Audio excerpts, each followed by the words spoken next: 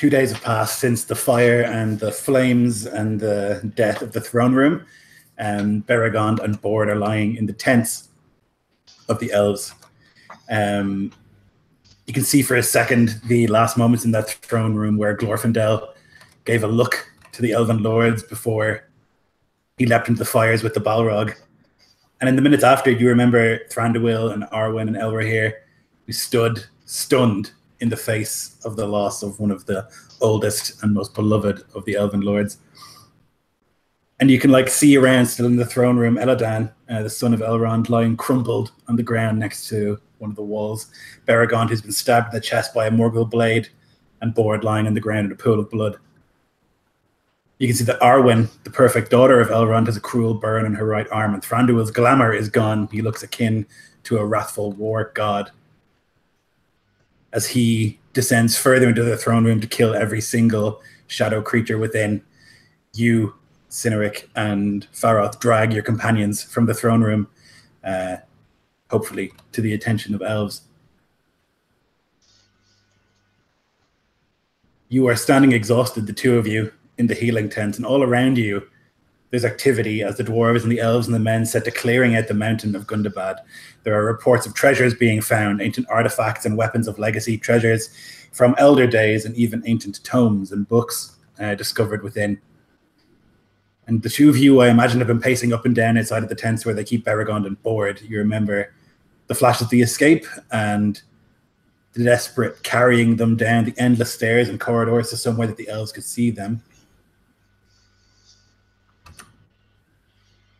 And you pace endlessly up and down as you wait. Your wounds have been seen to. 2 days have gone by at this stage, Cynric and Faroth, as you pace.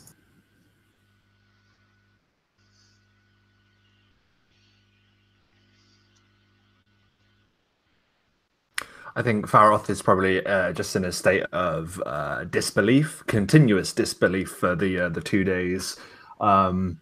It is... it's almost like he is continually recalling a nightmare of shadow and flame. I imagine seeing a creature like a Balrog would be mentally scarring. It would be is obviously unlike anything that they'd ever encountered before. And it does one thing, which is even worse. It confirms to Faroth and everyone who witnessed that battle against the great fell beast that the stories are true, and that horrors far worse than orcs dwell in the deep places of the world. Making Faroth think that while there has been a victory, there are no songs being sung currently, and there is still a hard battle to be won after this as well. And that's what he's internalizing as he paces quietly, waiting for word. I think Cynric, out in the open at some point, has spent some time with Ciara, and at this moment returns to Faroth with weak ale, bread, cheese, that kind of thing. I'm sure they both have shared a lack of hunger since what happened in that throne room, but I think he tries to interrupt your pacing with refreshments. I think he enters into the healing camp, say, and sees you pacing in front of the same tent, and that you're not having broken your vigil. He watches you a moment. Maybe he feels guilty. Maybe he projects that on you, that we were the survivors and they were not. We did not have our mind broken. We have not lost our life to that Balrog. And he closes the distance and offers you the cup. Drink, Faroth. We will need our strength for when they awake. Yeah, almost begrudgingly, Faroth takes the cup and he takes a forced swig. And beads of the water drip in his beard as he looks down to the ground, and he says, "Should not have sent Beregond. at least without one of us. Bord fought and fell as a warrior. We don't know what happened to him, but from his wounds, we can guess.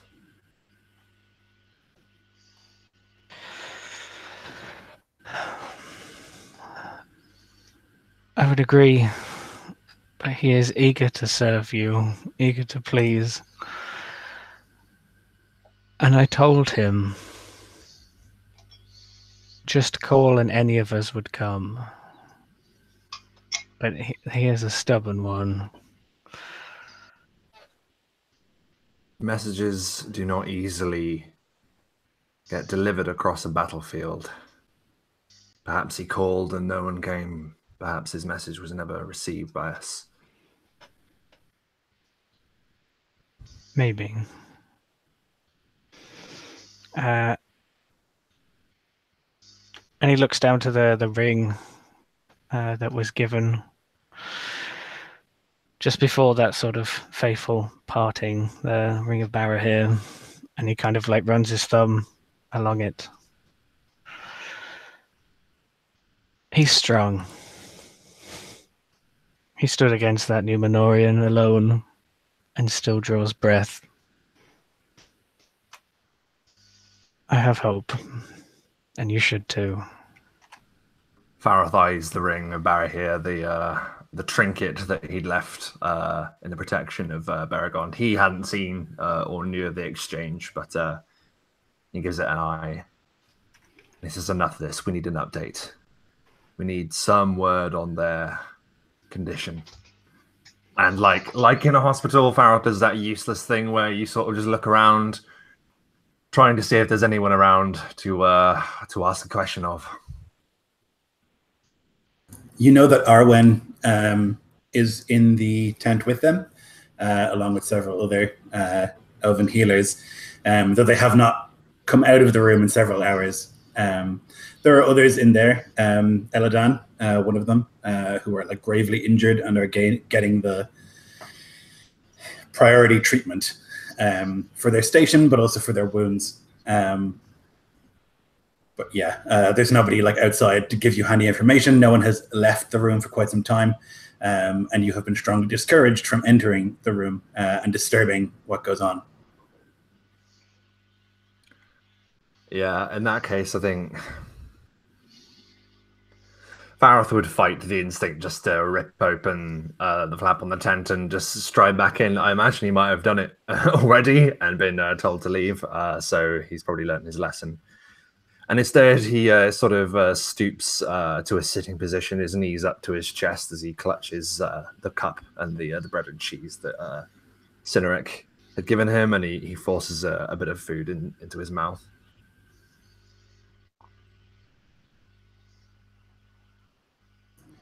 Bored. You are walking slowly and you're sniffing the ground as you go. You've been moving upwards, up and up through the woods, and each bird that you meet inclines its head, and each mouse that you meet bows politely as you pass before moving out of your way. You continue for some time before breaking from the tree line, and you're on this outcropping of rock. And before you is the Anduin, your old true heart, the great river that brings life to this part of the world.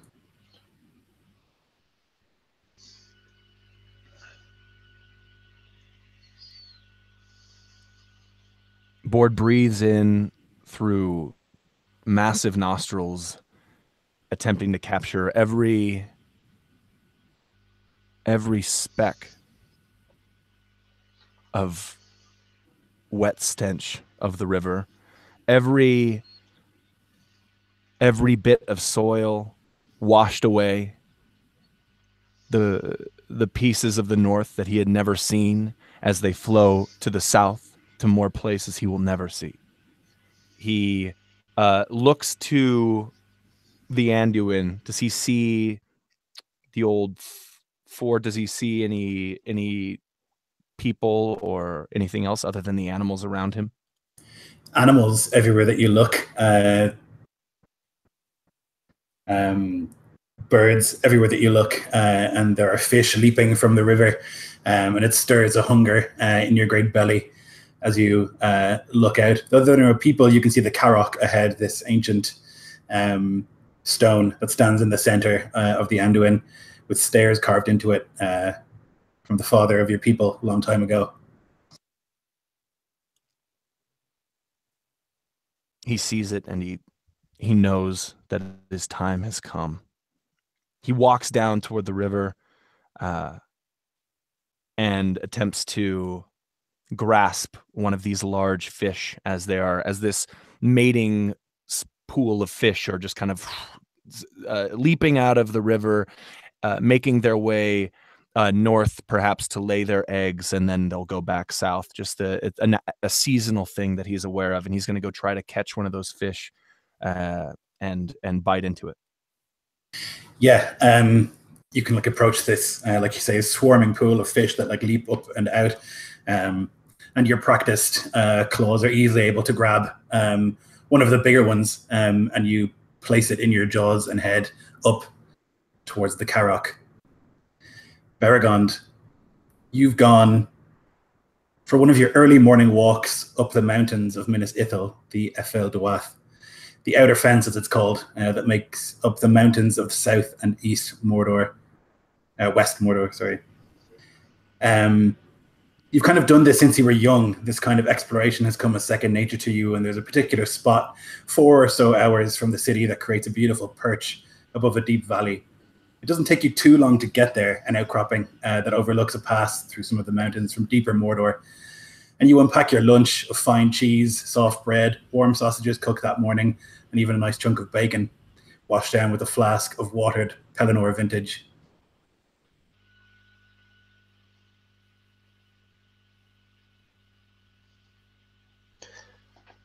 Beregond looks out east past Osgiliath and the ruins there on the banks of the Anduin, and there past the White City, Minas Tirith, into the distance. The sort of on the horizon, it disappears into a sort of white haze, and he thinks that even up here he can smell the distant scent of the sea, and it reminds him briefly of a battle, but he doesn't know where this memory of a battle comes from. Maybe it's something he's read in a book, but he just remembers exploding ships and pain and this huge, stupid bear dragging, falling into the sea. And he doesn't know which book that story came from, but he just enjoys his meal looking out, but not looking behind him towards the mountains of Mordor.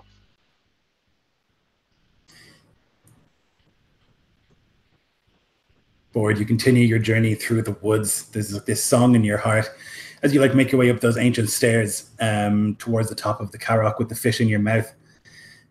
And when you reach the top, you can see for a great distance all around. And first you look at the misty mountains, the great peaks there, the beauty of them, and you sit devouring the fish. And you kind of gaze at the enormity of the mountains before you and the sort of unspoiled beauty of them.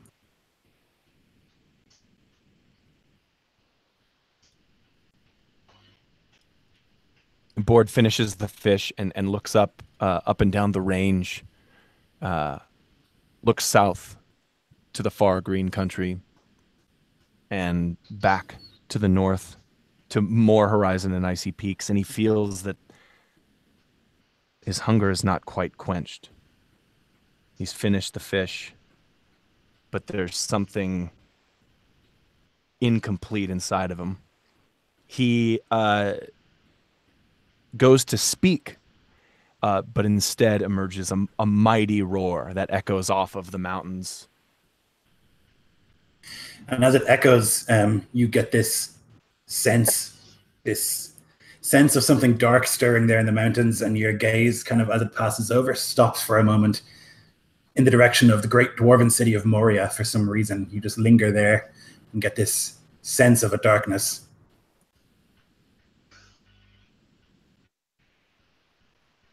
and you turn to look in the direction of Greenwood the Great, although you think maybe that's not the name. It's the name you wish it had, but you cannot remember what you're supposed to call it. And you look at this great green wood, and you feel a sense of dread for the first time as you look upon it.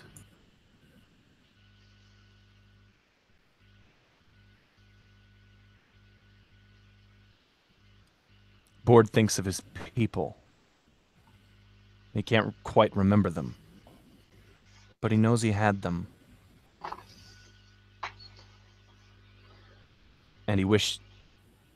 There's some dissonance here. Something is not okay. And so he is going to continue kind of looking. He might even make his way, if I'm all the way up at the top of the Carrack, if I am, then he'll probably start making his way toward Moria, or to actually, no, toward the green wood. Okay. So you begin your descent, maybe for more fish, but also a sense of something not quite right in Greenwood the Great. Beregond, as you sit and enjoy your lunch atop this sort of outcropping, you see something strange as your legs dangle over this drop below you. There's people on the move, a great many of them marching in neat lines. There must be hundreds or thousands, tens of thousands, it looks like. And you can hear this speech carried across the wind, and you realize that it's not people, it's orcs. You can hear their dark speech, this guttural grunting carried on the wind.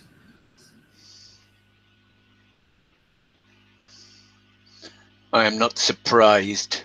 They are after the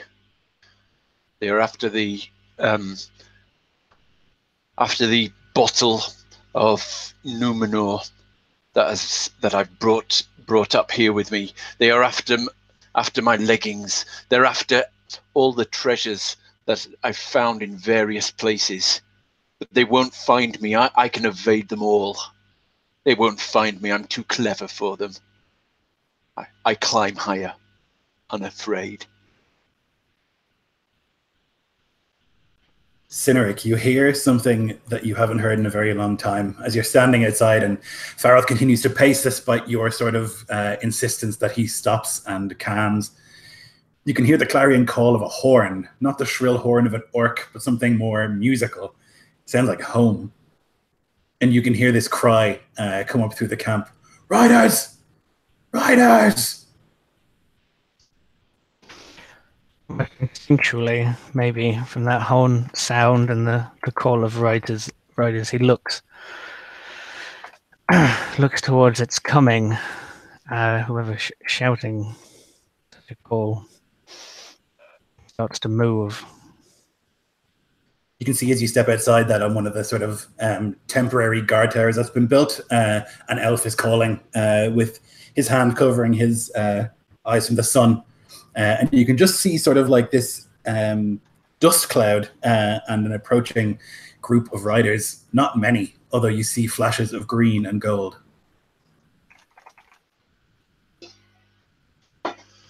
I think like his own cup maybe falls from his hands, and he breaks into some sort of run. Maybe whistling, hoping that Ciara is in earshot. Yeah, she would thunder from her place at the whistle. What about you, Farath? Yeah, I think Farath would have followed, grabbing his sword belt and pulling it around him as they exit the tent, and seeing this cloud of dust and these riders emerge. Does he recognize any of the insignias or any of the heraldry? So the green and gold, definitely Rohan. Yeah, I thought so. I just didn't. I thought maybe Farah might not know, but okay, cool. Yeah, and with a surprised expression, he looks upon Cynric aghast. Your people, they're here.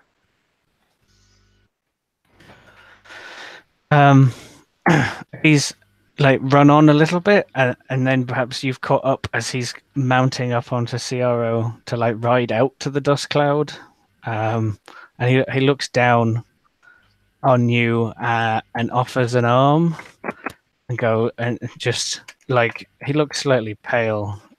This cannot be good.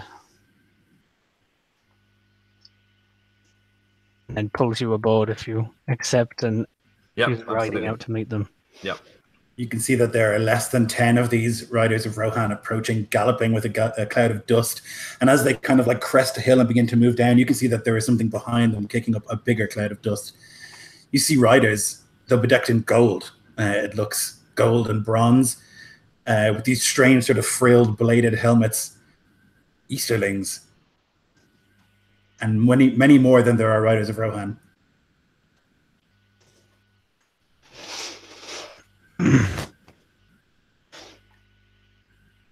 How far, Lloyd? Still quite far out, hundreds of feet at this stage still. There's like a call that goes around the camp as the elf sees them, and he begins to call, and people look to you, Faroth. Form up, weapons in hand. We have enemies on our flank. Form up, move. Horns are blown in various parts of the camp, and people, elves begin to jump up onto their mounts while dwarves set up shield walls. Spears forward, archers behind. Knock. They make ready. Board. You enter into Greenwood the Great, although it doesn't seem so green or so great, and your nose detects from the bald hill, from Amon Lank, a smell of decay and corruption. Something is not right there. And as you kind of like move through the forest, there's a sort of sense of wrongness, and the animals become less polite as you head in that direction, as you kind of are drawn to it. No more mice are bowing to you. Now they skitter away, and there are more insects than there are birds as you make your way towards the bald hill.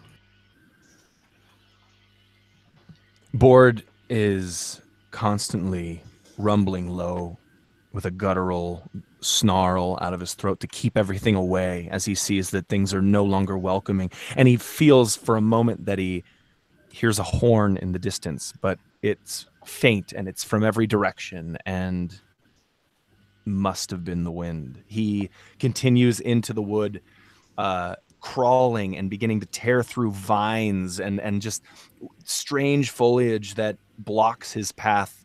And actually, he finds a tree, and he's going to try to, because it doesn't seem very passable anymore. He's going to try to climb the tree and get a better view. Yes, definitely. You can, if you want to roll some dice, you can do that. Give me an athletics. I think with advantage because you're a bear.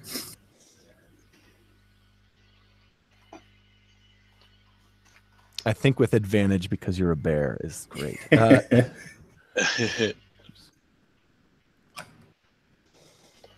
Oops. 24. Yeah, so you shove your claws into the bark and like pull your way up this tree until you like break through the lower canopy and then up, and you can see almost like a dividing line in Greenwood the Great. As you look north, you can see that it is still green and glorious and wonderful and bountiful. But as you turn your gaze south, there's both the smell and also the appearance of the trees withering and dying, somehow gray or sort of sickly green as opposed to the verdant green of the Greenwood. He looks in the direction of south of Greenwood the Great, and he breathes out, and he inhales deeply with his nostrils in an attempt to smell what sort of corruption has dug deep in these woods and see if he can discern. And I don't know, maybe not. There's poison and sickness that lies upon this forest. You can smell this like venom, but also this sort of rot and foulness that comes from that direction. And you can see the bald hill, Amon Lank, where once there was a great fortress of elves, and you can see that many of those beautiful wooden structures are now covered in iron and sharp iron, things that are not at home here in the forest, not at home in Greenwood the Great. And you can hear a skittering all around. You curse me, world, he thinks, that I should die on the eve of its ebb. And he is distracted by the skittering. He turns to look to see what the source is. A spider. Usually the spiders of Mirkwood, of Greenwood, are polite, as are all animals. There is a hierarchy, and for a long time, the bear has been near the top. Animals are polite to the bear. But not this spider. It cackles, and it has this hideous voice, and it's shouting something in some language that you cannot piece together. As it skitters forwards towards you, and you can see it approaching. What do you do? I would try to place my paw upon it, and then maybe see it somewhere else. And then I don't know if that's how you want it, but I would try to cover it, trap it, maybe even crush it. Splat.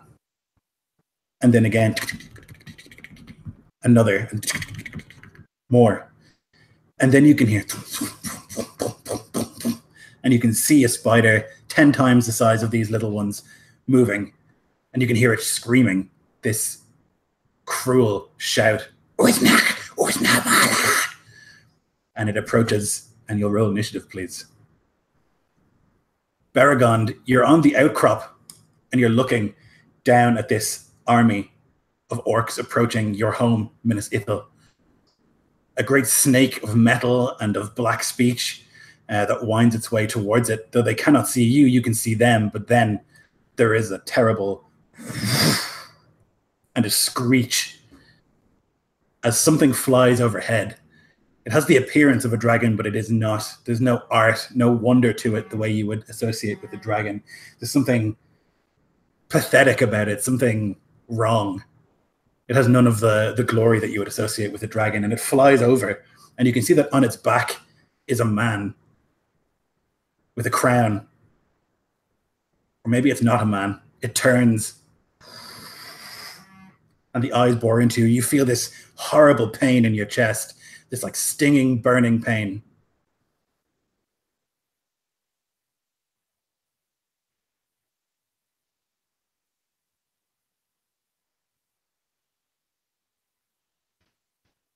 Beregond, under the pain, staggers and sinks to one knee. So it looks like he's in salute, sort of halfway between saluting and submission before this flying, crowned being. And he forces himself to look up into the face of this thing, dreading but suspecting what it is. But his eyes gradually go up the flying beast, and then look at the hands of that are holding the reins of this beast, and his eyes flicker over the gauntlets of the thing and settle on a ring there, and he is drawn to the beauty that was made in a region all those years ago. And he looks up further, steeling himself to look into the eyes. You are mine, as will be the city of the star and the moon and the sun.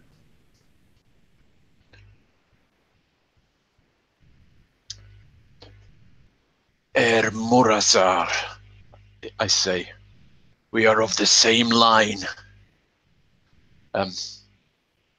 Let me save some of the things from that city. I will show you secret ways in, but let me save some of the things and we will share them and enjoy them.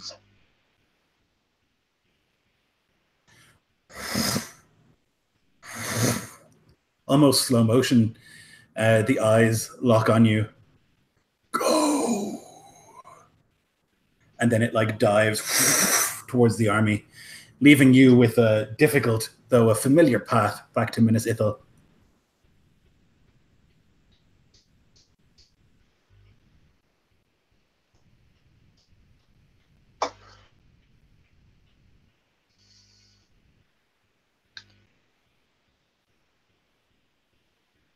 Do you begin to climb back towards your home?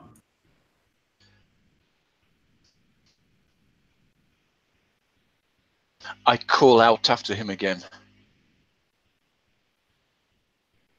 No, but the voice freezes in my chest and something's hurting on my chest. So I start clawing at my chest, coughing. I'm sort of find myself almost unable to breathe, and I'm sort of clawing away at things. And but I start going down the hill towards Minas Ithil. You climb as quickly as you can. You're running, trying to get back, maybe to save the things, maybe to save the people, or maybe they're one and the same, to Beregond, as he like sprints his way down these familiar paths. But as you can see the gate ahead that leads into one of the sort of hidden gates to the upper city, where you would have made your leave earlier this morning, there's an orc there atop a warg. And you can see that there's a dead guard that the warg is eating, and the orc turns. What have we here? Come on then. And the warg like turns its like disgusting face with like this smile and blood all over its face. And it lowers its head and it begins to run. I'll need you to roll initiative, please. And you as well, Cineric, if you get a second. Sure.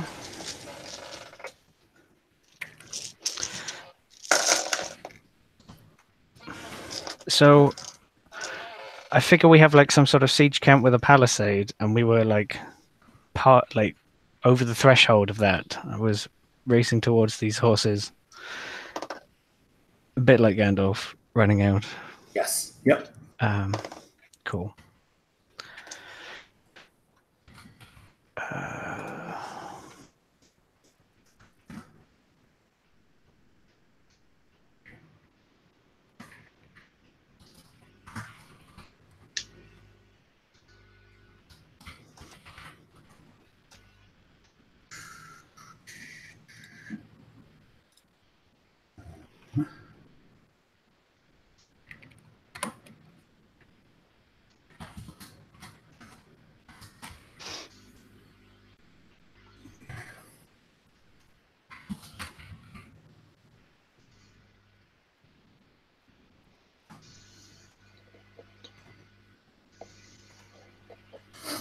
So Beregond, you're running down this hill, and you skid to a halt as you see this warg rider, and there's a strange sort of symmetry between the face of the rider and the actual beast.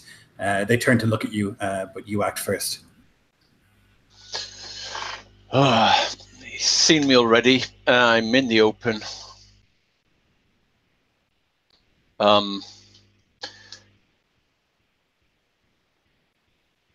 Now there are you are kind of like on a pretty steep path, but there's like cliff faces on either side of you. So if you wanted to climb or something, that's definitely possible.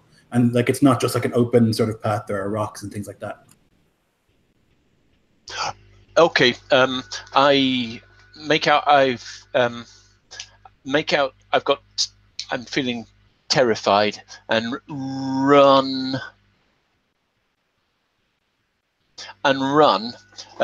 Knowing that there's a sort of a patch of the patch, basically heading for a place at a pace, heading for a place where he won't be able to see me at a pace that he'll catch me sort of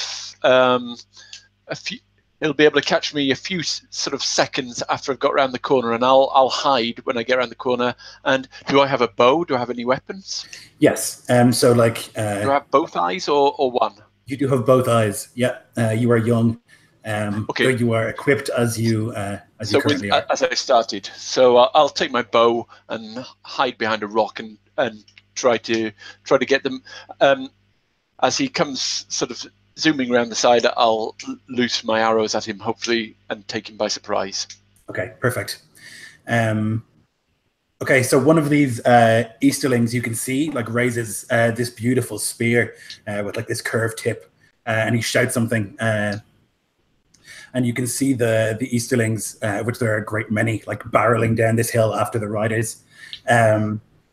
But that's all he does. Next to him, some sort of champion of their people, with a great sword in each hand, not even holding on to the reins of the horse as it gallops. Lets out a war cry. But Faroth, you're first. Next. So we do have palisades and stakes up at our surrounding our encampments. Excellent. So yes. In that case, rather than charging head on towards the Easterlings, as clearly the riders of Rohan are trying to get to us, Faroth is going to slide from the back of Ciaro.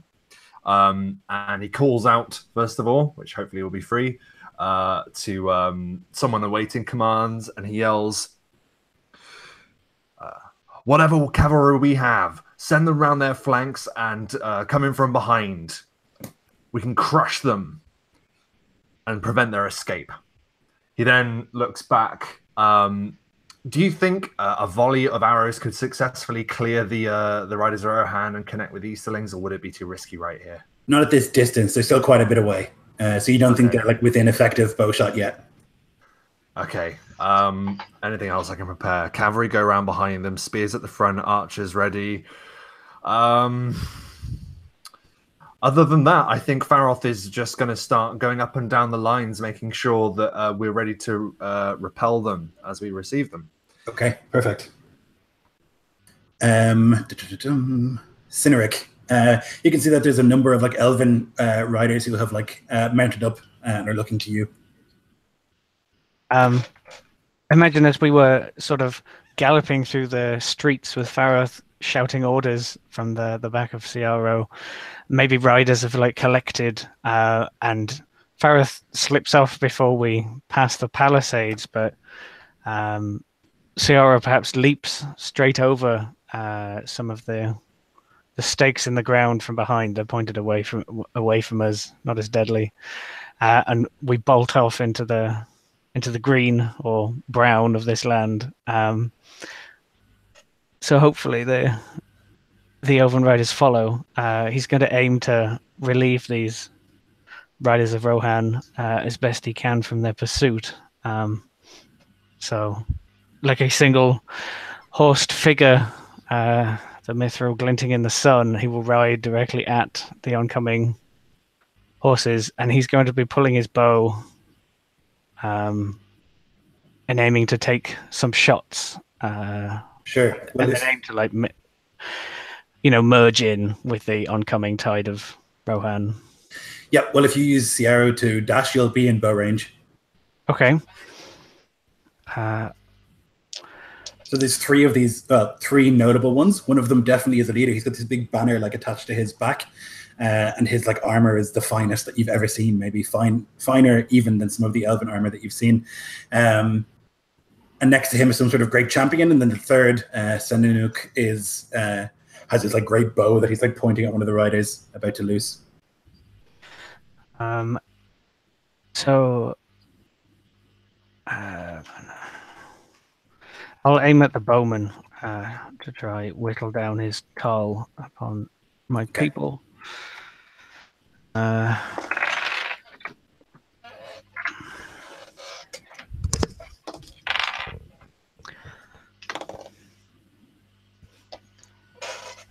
18 is the best that I got. That's a hit.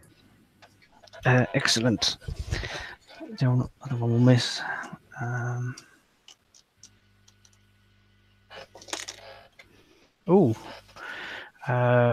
full 8 damage on the dice, plus 2 for dex to 10, and then plus 2 for shadow, being thing of creature of the shadow, I presume, or enemy of the Yes. free peoples. So 12.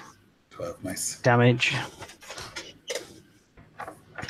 Yep. So it catches him in the shoulder, and you see his ready shot go wide. Okay, as you continue to charge, and the Elven Riders will follow you over the palisade and will stay close behind you. This spider board climbs through the trees across this like great web, and you can hear like this like echo of the web as it crawls across towards you. It looks like it has almost like a person's face, although this great sort of like spider body as it like approaches, and it's going to try and bite you.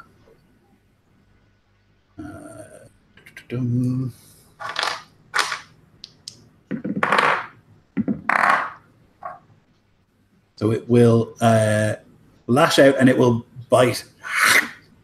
So as it bites, it tries to like shove its stinger into you also, but you manage to like push that aside with your great strength. You will take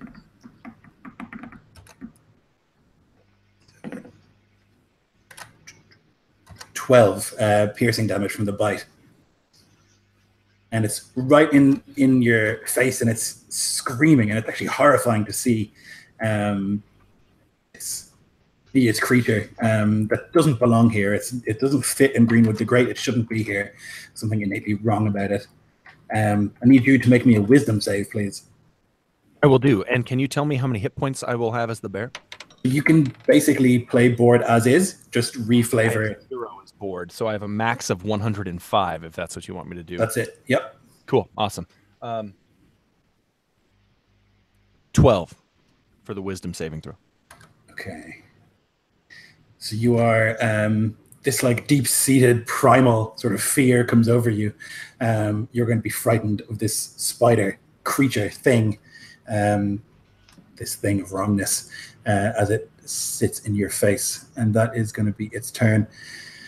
Sanenuk knocks another arrow, and he like searches and finds sight of you, Cynric, and the camera would zoom in, and you would see like underneath his like Easterling helm this like smile on his face at a challenge, and he's going to try and fire at you. He also will hit just once.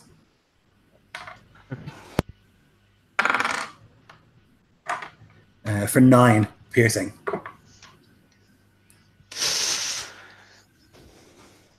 So this arrow sails, and it like predicts where you're going to be by the time it gets there, and it just manages to like slash at your shoulder as you ride. Okay, board. Board pushes the stinger away, this messy thorax, and looks in this maybe skull-shaped face of this thing, and he begins to push away in terror. He flails his claws. He lets out a roar that comes across more like a squeal, like it's cut off short, and he attempts to just run away and break the combat and flee. Okay. So are you going to disengage, or are you simply going to run? I'm going to disengage. Yep.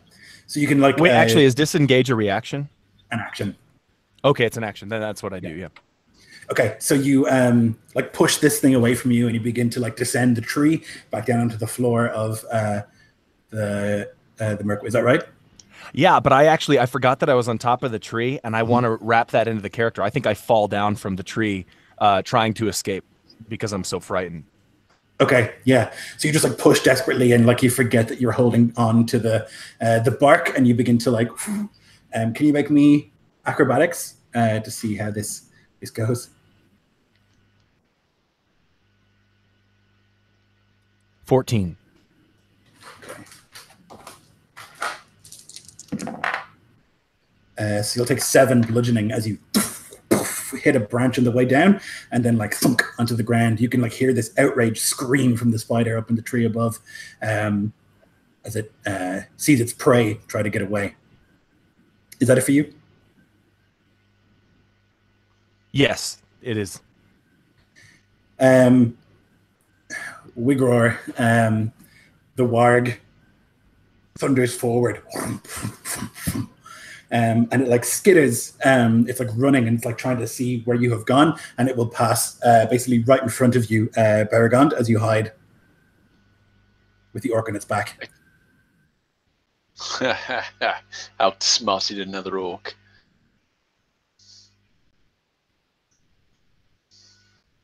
Did you want to attack, or did you just want to Yes. hide? Okay. No, I'll wait. I'll draw my bead and loose an arrow when I've got a clear shot on its head. Yeah, you'll get that. It'll like run past the place that you're hiding. And as you, I imagine you like have the arrow ready, and as it like passes, you can pull back and release. 21 That's definitely a hit. for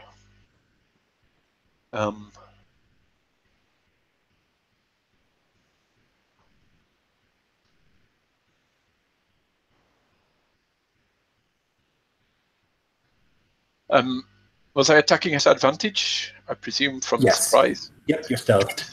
25 damage. Good. God. And then I'll sneak back into the.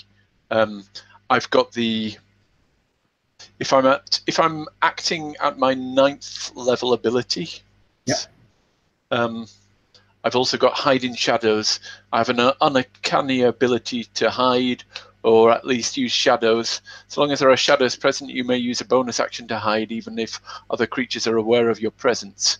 So Perfect. can I then just sort of move slightly in the shadows to a different place? So even if he was aware of where the arrow came from, I'm not there anymore. It's Absolutely. not actually your turn, though. You only No, say, not now. That's true. Oh Yeah. yeah. Okay. but you can do it on your turn. That's fine. Yes. Yep. Thanks, Dan. Okay, so that was a Wigroar. It's like looking to see if it can find you. What was your stealth for the previous turn?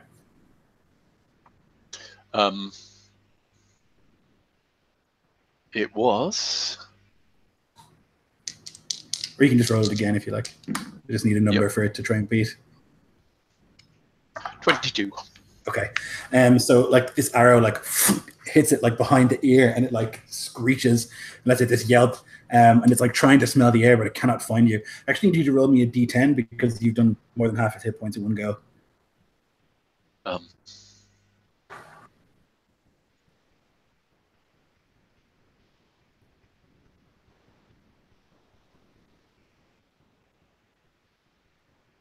Can you roll from Caius? Yep. 4. 4. Okay, so it's stunned. So it like gets this arrow in the back, just behind its ear, and it like skids to a halt, and it just like yelps, and it's like shaking its head around, trying to understand what's happening to it. It is stunned and won't be able to take its next turn. The riders of Rohan are galloping as fast as they can. They're all going to use their dash actions to try and get away from this horde of Easterlings behind them. There's maybe 50 Easterlings to the 9 you can see now, riders of Rohan, as they barrel their way across. You can see several of them like turn and like fire arrows in the saddle, and 2 of the Easterlings will like, or their horses will and roll, but the mass of them will continue. Snagrat on the back of the warg will like look down at it and like be furious, and he'll like hit it a few times with his the flat of his blade. What are you doing? Get it together! But it doesn't seem to be working, so he's gonna like dismount and like approach with his like weird ape walk to try and find you. He's gonna like search around, let's see if he can find you, but he can't. He's probably very close to you as you're like pressed against the side of the rock, and he's like walking around like looking. Where are you? I'm gonna put a maggot hole in your belly. But he's unable to actually find you, and it is your turn.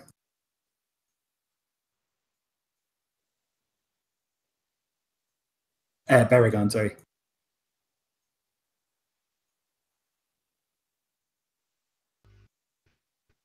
Then, while he's looking in the place I was, I'm just sort of disappearing back through the shadows, and I loose an arrow at 10 feet away at his eye.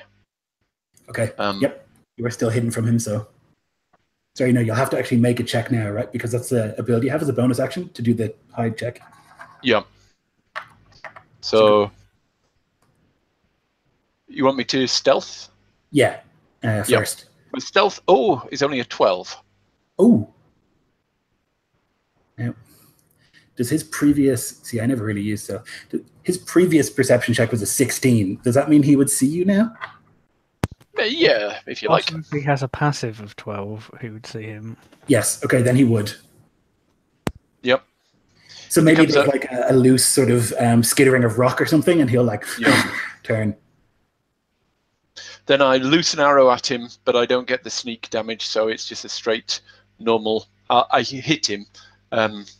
It's a hit an AC of 20, I presume. Yeah, so sure. 9 points damage. Oh, hang on, he's stunned. No, the warg is stunned. Oh, the warg is stunned. Okay. Yeah.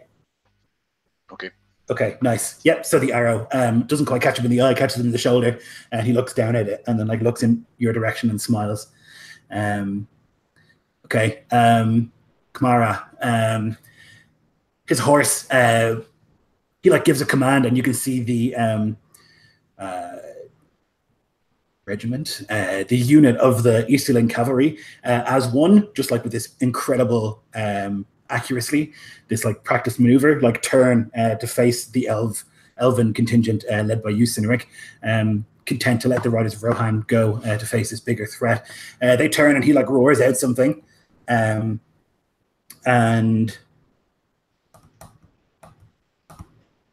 yeah, and they roar forward, and 3 arrows are going to fire it from there in your direction. As many arrows fire at the elves in general.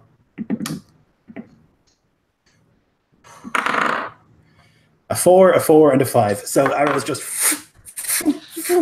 past you. Too great a distance for... You can see that they have these kind of unusual bows that are like recurved as they like make their approach, but they're unable to hit you.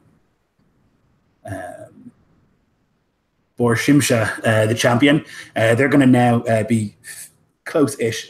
He is going to continue his assault against the people of Rohan, so he's going separate to the rest of the Easterlings on his own, basically, after the riders to keep them panicked. And Faroth, it is your turn. You can see this insanity beyond you. There's probably 150 feet between you and the riders of Rohan. And you say that one still pursues them? Yes. Yep. Okay. It might be more dangerous for the Riders of Rohan for the a volley of arrows to go after one target. I think it would probably more likely kill more of them than it would the one person still chasing them. So instead, Faroth bellows at the archers, "Hold! Spears! Forward!" And he is going to march forward, hopefully with the dwarven spears. And maybe some of his Dunedain, who knows? And he's basically going to try and close the distance. And if I can, make my shots with a bow if I can get into range once I take my full movement. Yep. There'll be 120s, which I think is fine. Perfect. I'm going to try and aim for the steed, but you can tell me what happens in that case. Okay, so that is a 19 and a 23. Those will both hit. Perfect. Should be rolled. That is 14 damage for the one shot and 10 damage for the second. As 2 arrows fly from Faroth's grip. So the horse is heavily armored. All of their horses seem to be to have this like thick golden sort of barding, just like their own armor. And the arrows hit, but they don't seem to hit as deeply as maybe they would if the horse was unarmored. So it still stands. Mechanically, it's got resistance to arrows, or to piercing damage. So it still stands. Although 2 arrows you can see have like thudded into it, and he keeps riding. Okay, Cynric, if you dash now, you'll be able to get into combat with them. With the 50 of, or 48, 47 of them, and the elves are with you. Like a considerable or equal number of elves. Yes. Yep.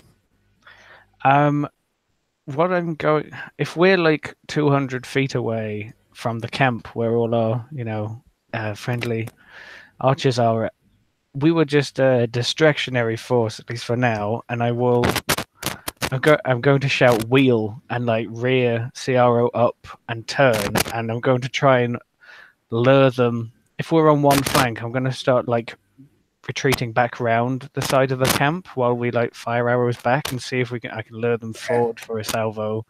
Yep. So I will do some parting shots. I'm aiming to shoot at the archer guy again, not his horse, because like I said, I want them to come for us, and if we knock the commanders out, they're not going to chase us. With a modifier, that's only a 16 highest this time. His thick armor will block those. Sure. Obviously too concentrated on wheeling the formation. Yes. I will then pull back. Perfect. Can you give me an animal handling? Because I think you never get to use it and you're good at it and I would like to see it. Sure. I have like both expertise and advantage animal handling. Yeah. So this will be like for the formation to like do that sick move. Yeah. In regard to horses. So I rolled 12. That's plus 10. So 22. Okay. Yep. So you give the command and they obey immediately. And there's like this almost indirect challenge to like the quick move and practiced maneuver of the Easterlings. You pull off a similar maneuver and the formation wheels and turns back towards the camp. The spider is screaming in rage that you have like evaded it, Board, and you can see it like skittering down the tree, although it won't be able to like get all the way down in one go, because it was quite a distance that you fell. But nonetheless, it's like skittering down. You can hear like all around this like of many spiders in the woods. Although this is definitely the biggest one. It calls out to you, "This wood is mine."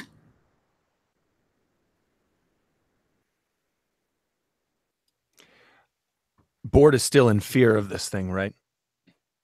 Yes, you can actually, at the end of your turn, you should have been able to do a last turn, a save. Oh, sorry. That's my bad. Even though it happened? Oh, okay, I see. I remember now. The wisdom save. 19 total wisdom save. Okay, so I think maybe when you get that distance and you're away from it, maybe it was like literally knocked out of your head as you like hit the branch on the way down, and you're emboldened, no longer afraid.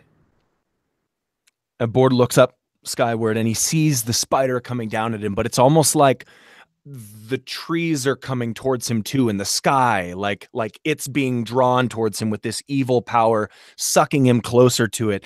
And he lets out a mighty roar and says, "This world is ours." And he charges back up the tree, clawing bark, clawing leaves, breaking stems to try to grab this thing. And he'll meet it halfway up the tree as it's coming down, and he's going up, and they just collide. Okay, perfect. Sananuk is going to, it's actually the spider's turn for now. We'll get to you in 1 second, Board. Oh, no, that's so fine. I like it. Sananuk, the archer, is going to like spot you giving command, Sanaruk, and he's gonna try and shoot you.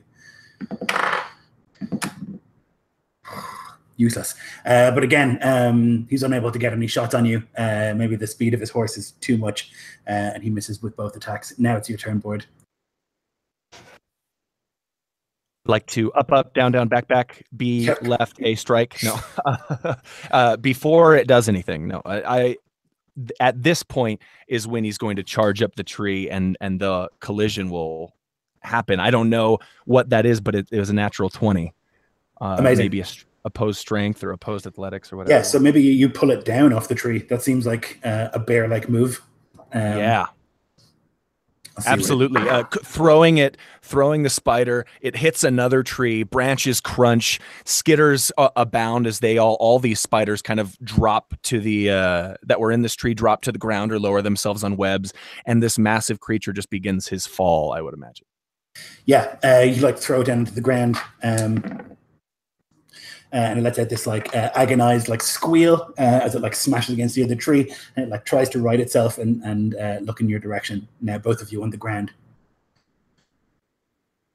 Okay. And he faces against it. He lowers his snout and snarls endlessly at this thing. And again, he says it in his mind. This world, this wood is ours. Perfect. Wigroar the warg is just like shaking its massive head, like back and forth, trying to get its bearings. There's like an arrow stuck behind its ear, and it like you can see it like pawing uselessly at it to try and pull it out. And it's like trying to do something, but it's unable to do so. It is stunned. The riders will continue to ride for salvation. They can see you, Faroth, and the dwarves running out, and you can hear one of them call like a greeting, this like sort of laconic, "Good to see you," as they like try to get there. They're like aiming for the middle, so you'd have to, like, the dwarves like already are starting to move to the side to allow them to pass through, but they're not quite there yet. Snagrat is going to try and put a maggot hole in your belly, Beregond. But he misses his first strike clumsily. He like goes to stab, but it just like against the rock behind you. His second is a 15. I don't know if that'll hit you.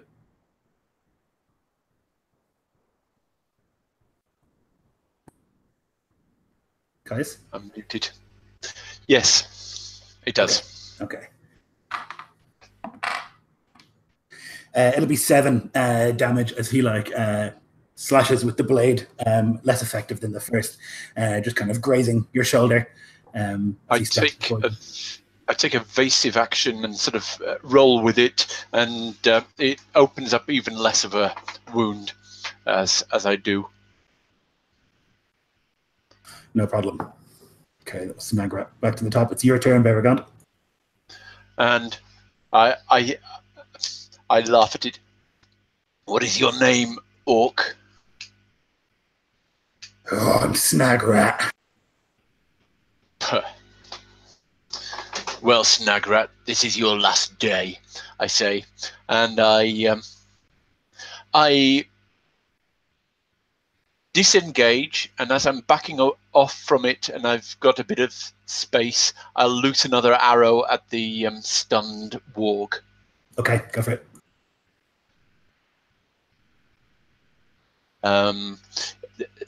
If it's stunned, do I attack at advantage, or? Yes. Yep. So, yep. I hit an AC of 26, which I presume will hit. Yes, it will. For a total of 29 damage. So it's like shaking its head back and forth, and you can see like this slow motion, and you like pull, and with both good eyes, you're able to loose and the arrow straight into its eye socket, and the warg kind of twitches a few times before yelping and then hitting the ground dead. You're going to crawl back to your masters, Snagrat, I say, taking another arrow and notching it. He calls back to you, "This city is going to fall. It's going to be ours." And somehow you feel that that's true. Ours is collective. It's not going to be yours. Kamara, the Easterlings charge after you and yours, Cynric. They're very close now, like with the maneuvering and whatnot. They'll be able to hit like some of the back lines just about. You can see like with their long spears stabbing and like bows firing at the elves there. They're unable to get to you. I imagine you're at the front of this sort of formation. Yeah. Go ahead. I mean, I was at the front, and then I would have reared and turned, but maybe the elves would have like fluidly moved around me, so I probably wouldn't have been at the back, middle, or front. But yeah, okay.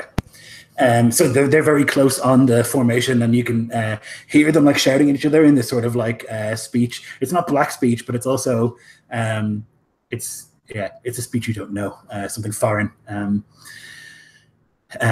they try to catch. Bor Shimsha is going to just about get among the riders. You can see far out this like great warhorse. And this rider with like a sword in each hand, he like stands in the saddle. He's going to like slash both. It's like fluid movement at one of the riders of Rohan. You see the two swords like slash one of them into the throat, the other one like under the arm, and the rider like falls limply, although he's stuck on the horse, and he like bounces his body up and down as he is slain. And Bor-Shimshal raises both his scimitars and like calls out in this foreign language. Faroth, it's your turn.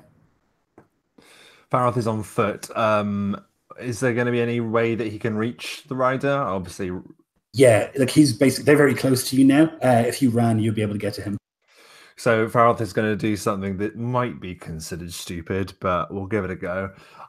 Running headlong with his with the dwarves behind him, he's basically going to run and basically do like a slide across the ground, bringing the Flame of the North, hopefully across the legs of the steed. Okay. I've already pre-rolled my attacks and damage. The first one is 23.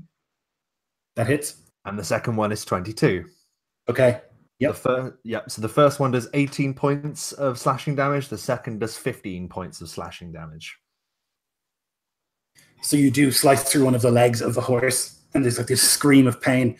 And Bor-Shimshal is going to try and land, which he does.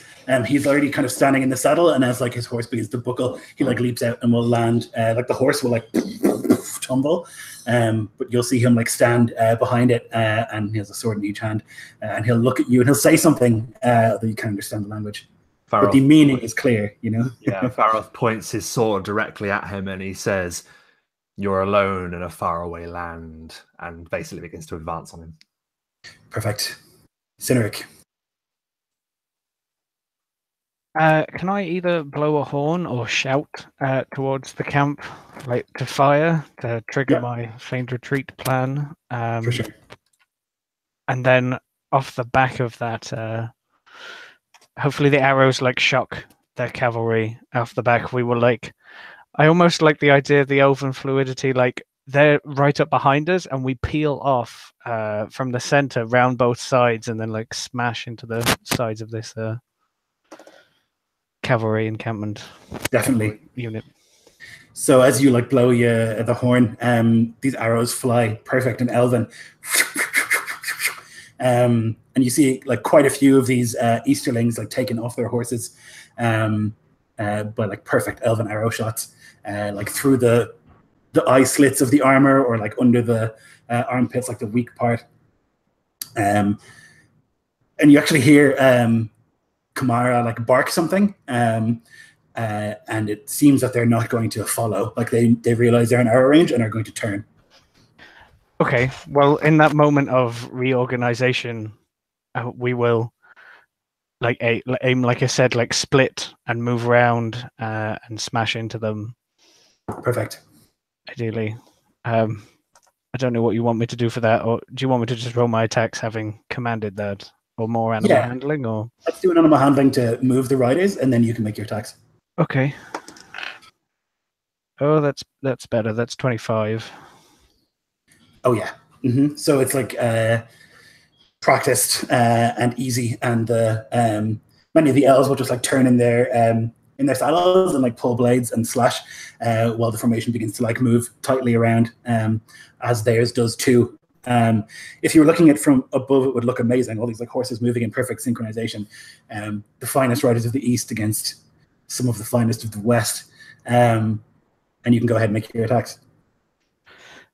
Can I pick a target again out of this group? So Kamara is not targetable. He's like in the center mass, but you could get Sinanuk. The archer. That's fine. This ongoing rivalry is perfect. So yeah, hoping to capitalize on the shock of this advanced maneuver. That is a 20 to hit and a 26. Those are two hits. So knowing this was coming, I would have drawn the axe. Mm-hmm.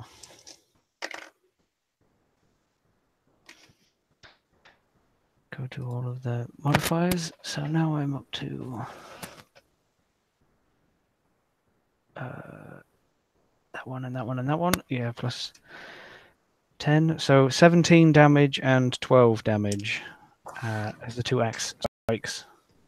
It's going to end him. So I imagine there's like a turn, and and too late, he's like still moving, and the axe is just gonna, with the momentum of his own horse, basically take him out.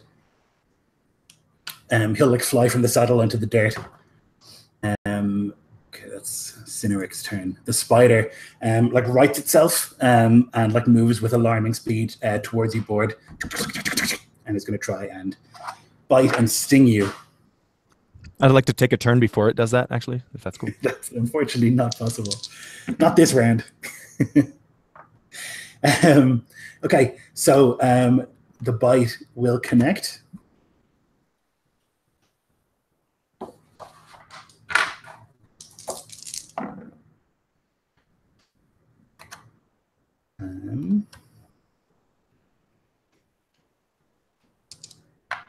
It's going to be 20 piercing damage from the bite.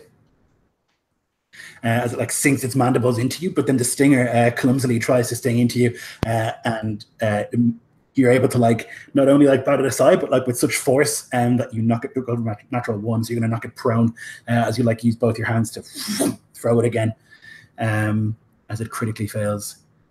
Sananuk is dead, so it's your turn, Bard. Board. He throws the spider on the ground. He moves forward. He grabs the mandibles, the jaws out of his shoulder where it bit, and he falls forward on top of this thing, and he's going to bite the center of the mandible, like bite out his eyes and bite out his maw and just dig his teeth in as best that he can. Perfect. 20. Okay. Unnatural. All right, so I'll choose my most powerful weapon. So fine. Yeah, whatever Board can do, this is what the bear can do.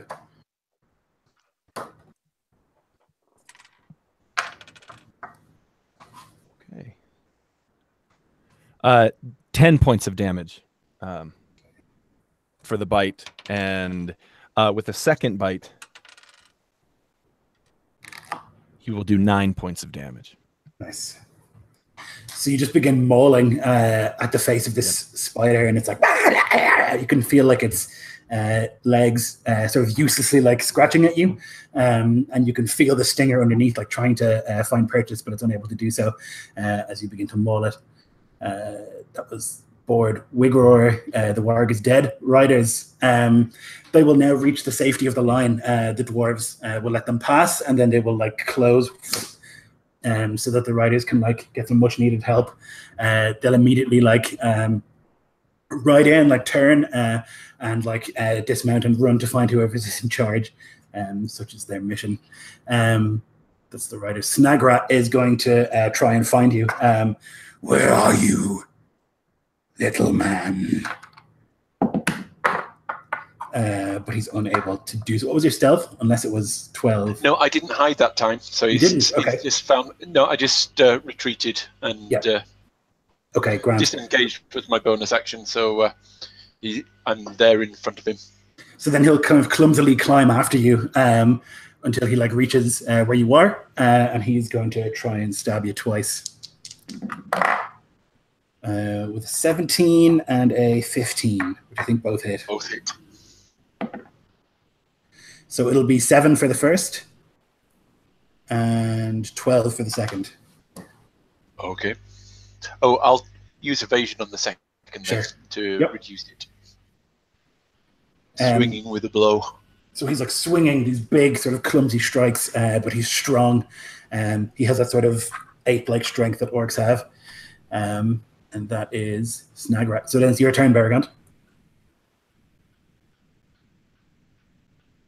The desperation of it, do say, disengaging, moving, firing an arrow at his leg. Nice, go for it. A natural 20. Oof, excellent. I haven't tried to hide, so I don't have my stealth, my sneak attack. No. But you'll still roll double damage. Yep. So I do.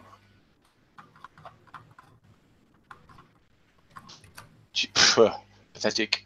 I do 9 points of damage. Okay. And can you give me a D10? D10? Yeah. Is 10. Oh, goodness. Oh no! Bad news for the orc. Let's see. Could- We're rolling on the oh because- shit table. Because I was aiming at his leg, I said clearly I was aiming at his leg. Can I take out his leg? Yes. Now this table is actually worse than that it tends to be because the 10 is like the worst possible crit. So you might be better off. I mean, if you want to. I was wanting to take out his leg. Okay, let's do that then. We'll go with. Let me just see where I can find. Okay, so it's like a perfect shot into like the knee and like comes out the other side. He's going to fall prone. His speed is going to be halved. He will fall prone after he dashes, and he has disadvantage on dex checks and balance and acrobatics. So he's basically like effectively lost a leg. The arrow just goes right through the kneecap, and he like howls in pain. And I've moved back 30 feet from him. Yeah. Okay. Kamara, you can hear him, Cineric, giving these commands, sort of clipped commands, and you can see that the Easterlings begin to like turn seemingly away. They're going towards Bor Shimsha. At least some of them are. Two of them with 2 spare horses are running in that direction, while the main formation, almost all of them, are heading away. But like 10 of them are remaining to like fight in the melee with you and the elves. So they're splitting up their forces. And that's what they're doing. Bor Shimsha is going to he's going to look behind you, Farath, and see the approaching help, and he'll like smile, and he's going to like run towards you, but with an attempt to like knock you over, as opposed to actually fight you. So can you make me an athletics, please? Certainly shall. DC is 19. Oh, I just beat that with a dirty 20. Okay, so he'll like he'll still shoulder you, shoulder past you, although you won't be knocked prone. You'll like hold your footing. He's like heavily armored, but he's running at surprising speed. So he's going to basically dash in the direction of the horses that are coming towards him. Oh, sorry. I thought you meant he was pushing into me to get to the dwarves. And I was like, no, he's running away. He's really keen, this guy. Okay. Well, I think Faroth is probably like obviously not surprised because he's got the numbers on his side. So he is going to pursue, and if I can catch up with him, I'm just going to attempt to drive my sword into his back. He dashed, so you'd have to dash to melee him. But you could like, if you wanted to stand and fire, you could do that. Oh yeah. Okay. I will order the archers along with me to open fire on this target. The horses are now obviously out of the way. We're all just going to shoot at him in the back. Okay. So aim, fire, and we all are going to do that. I pre-rolled my attacks, but I'll re-roll the damage for using the bow. Okay, that is 11 points of damage for the first shot, which is... Sorry, I should have told you what I got. It was a 22 and a 19. Yeah, those both hit. Sorry, I didn't mean to just assume. It's all good. Yep, so there's that. And then the second is a 13 points of damage for the second shot. Okay, so 2 shots. Now, do you want the archers to fire on him or on the force of Easterlings? So can we do one? Oh, well, I assumed the other Easterlings were still pretty close to our Elven cavalry. So some of them, so they left about 10 of them there to hold the cavalry in place, while most of the force with their commander is like fleeing away from the camp. And like 4 of them are going over to where Bor Shimsha is, obviously with the intent to pick him up and then leg it as well. Sure. Okay. So they've basically tied up the cavalry, but if you wanted to get your archers to fire at any of those things, that's also possible, but they're going to do one, Yeah, in that case, then I'll have the cavalry open fire upon the massive mounted Easterlings, but Faroth will obviously be shooting the dude because I've already rolled, and that's fine. So I'll just shoot him, and the archers will attack the horses. Okay, perfect. Yep. So 2 shots. You see, like the arrows like thunk into his back. One of them just grazes, the other one thunks in, but he continues to run. That was Faroth. Cineric, you're in the melee with these. There's maybe 10 Easterlings who have remained here with your significantly more elves, obviously in an attempt to buy their commander's life. Sure. And in such a way that it's not going to be very easy for me to, like, wheel round and about them. Exactly. I'll Yeah. have to carve through. So, Yep. having blooded the axe on that grand archer and seen him fall into the dirt, I will turn to this screen and continue to cut my way through with the elves. Okay, so 19 and 24. Those will definitely hit. That is now max damage on the dice, so 18 damage on one and 13 on the other. And just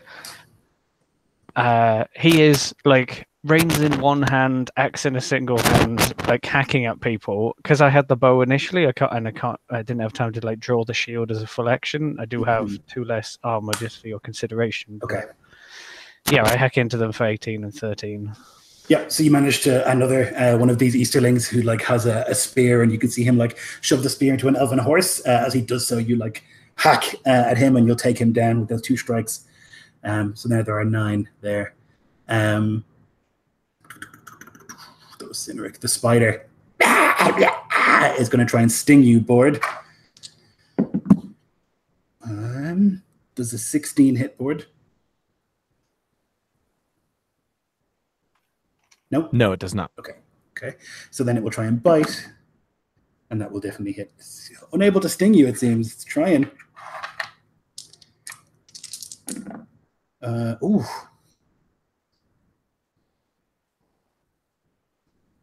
$27 from that bite. So like as you're like mauling into it, like the mandibles will like close around your face for a second, and you'll feel like sting. As it like is desperately trying to defend itself, and it's like rolling around under you trying to get out, but it's unable to do so. Sananuk is dead. Board, it's your turn. He feels the fur and the flesh drawn off of his maw, and he pulls back and goes in again for the throat, continuing to maw this creature. But he misses. This spider is kind of getting away from him, and again he misses twice. He is thrown off by this massive and horrible strike. Yeah, it's just wriggling beneath you, and you can feel like it's like long legs like scratching at your back, and the stinger trying to find purchase as it mauls your face in return. Wigroor is dead. The riders are safe, and Snagrat is going to look around for help and sees none coming. He's going to try and drag himself towards you, Beregond, but he won't be able to get to you. You can see like this like desperation and this like a hate as he like is pulling himself across the rock, but he's unable to like strike at you. He's going to pick up a rock and try and throw it, but I'm going to give him disadvantage to do so. He actually still will hit. He'll take 4 damage from a rock that he throws. Fight me! That's going to be it for him, and it's your turn, Beregond.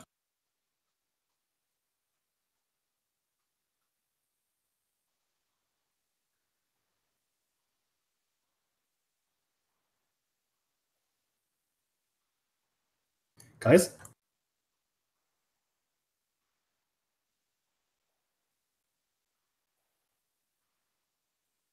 You there, guys? Sorry, yep.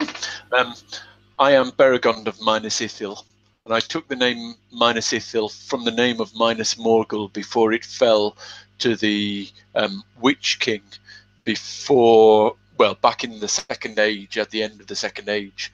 So this Minas Ithil that I'm defending, we could be in Dreamland and I could be defending the original one, or a sort of second or a later settlement that we've built up in sort of memory of the original, where my family sort of brought me up. Which one? So it was actually retaken, I think, at some stage during the Third Age, and then it was lost again to the Witch King, if I'm not mistaken. I believe it was retaken, and then it was like at this kind of like at the start of this round of Sauron gaining power again, it was retaken and turned into the Tower of Dark Sorcery. So Yeah, it would be kind of like a rebuilding or something like that. Like you would actually have this memory, you know, not exactly this, but like you would remember being in Minas Ithil. Yeah, I mean, I've always thought that he's got family sort of histories. He knows secret ways into Minas Ithil anyway, so he might have, when the Witch King's away, he might have stolen in and tried to steal things from there. But Perfect. minus Morgul anyway. But if he's defending Minas Ithil, the new family home, he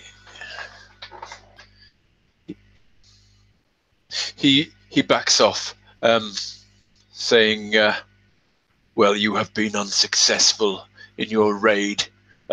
Fear the arrows of the Rangers of Ithilien, he says, and looses another arrow at the downed at the guy, and retreats out of range of his stones, and hits him for another 10 points damage. Okay, another 10.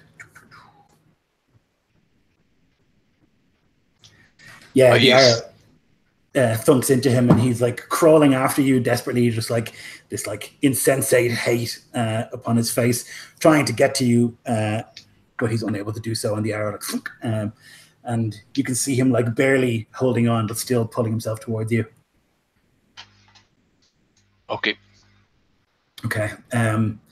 Kamara and the Easterlings have like turned now, and they're heading out of this valley, out of this pass, to try and get away from whatever this is. They were not expecting this to be here, this like army waiting for them, and so they're trying to escape as quickly as they can. Bor Shimsha is going to dash again, and he will get to where those riders are. He's going to like grab onto a horse and try and pull himself up, which he succeeds. So he'll like pull himself up onto a horse, and he'll look in your direction, Farath. And you can see like just through the mask this like shit-eating grin as he like begins to gallop towards the main force with the other riders. And it's your turn. Son of a bitch. I'm just gonna shoot him. Like, it would be rude for me not to, wouldn't it? And but this time I'm actually aiming for him rather than the steed, I think. Get the archers to shoot too. That's a good point. Yeah, actually, screw it. Farroth is going to order a volley at him. Sid would be shouting that. Bring him down, Farroth! Down! As I also fire with a critical hit and an obvious miss. So, okay. Let me see. Okay. That'll be 23 points of damage from the arrow that connects with him. Okay, he's still up. Can you give me a D10? That is a 9. Okay. And then can you give me... Oh, no. So that's the dreaded adrenaline surge. So he'll actually gain hit points until the end of the encounter, at which point he will gain 3 levels of exhaustion. So you like smash this arrow into him, and he like... he can feel like his heartbeat quicken, and you can see him like galloping as fast as he can. Can you roll me... It's a straight D20 for the archers. Certainly. That is a 17. Okay. So you'll see most of the arrows like at these like quickly moving targets. The 4 of them, you'll see like 2 of the arrows like hit the spare horse, which will like panic and flee and break away from them. Some of the arrows will take down one of the other riders with Bor, and 3 of them are going to hit him.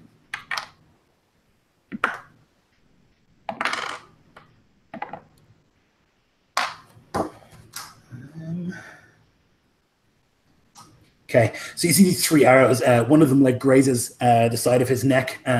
One of them is going to hit him in the right bicep, and the third in the leg. And you can see that he's like dragging his arm now, but he still rides, unfortunately. Not smiling anymore, though, is he? No, he's not. He's very much wanting to get out of here. That was Farah. Cynric. So caught in this screen. I imagine like maybe if they try and move, like the screen like moves with them, and they're constantly like throwing themselves with abandon into this larger mass of horsemen just to slow them down. Frustratingly, I was just going to roll the attacks first to strike in and put down another Easterling, hopefully. One will hit. One's like 22. The other one will terrible. 15 damage. Okay, can you give me D10? I shall, if I can find the D10s. There we go. 3. Okay, so yeah, the axe blow like catches him in the side of the helmet, and you see his like eyes roll back, and he like falls backwards in the saddle, unconscious.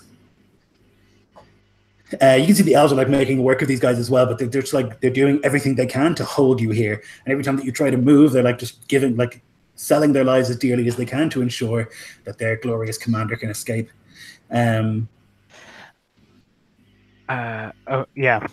He like Cynic would be shouting, like he knows it's difficult, but Cynic would be shouting, "Get around them, follow them!" Like he wants any of the riders that they can to like trace their positions and keep an eye on them. As best they can. Yeah, to your eye, it definitely looks like a retreat, like they're trying to get away, like with no intent of returning. It looks like to you that they were surprised to find this army here, like they were chasing these riders for Rohan, and then suddenly, disappeared. But yeah, I also don't want news of this army getting away. So at least if a few riders can try and track their movements from a distance, that would be my aim, to try and cut through this screen and get a few riders free so they can trace their movements back to their camp. Or okay, no problem. The spider is going to lash out at you again, board the bear, and see what it can do. It actually hits with both things this time. The stinger finally manages to find purchase. You'll take 11 from the bite, and the sting.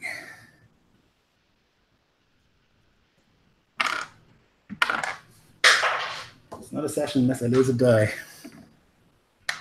You'll take 15 from the sting, and I need you to make a Constitution saving throw.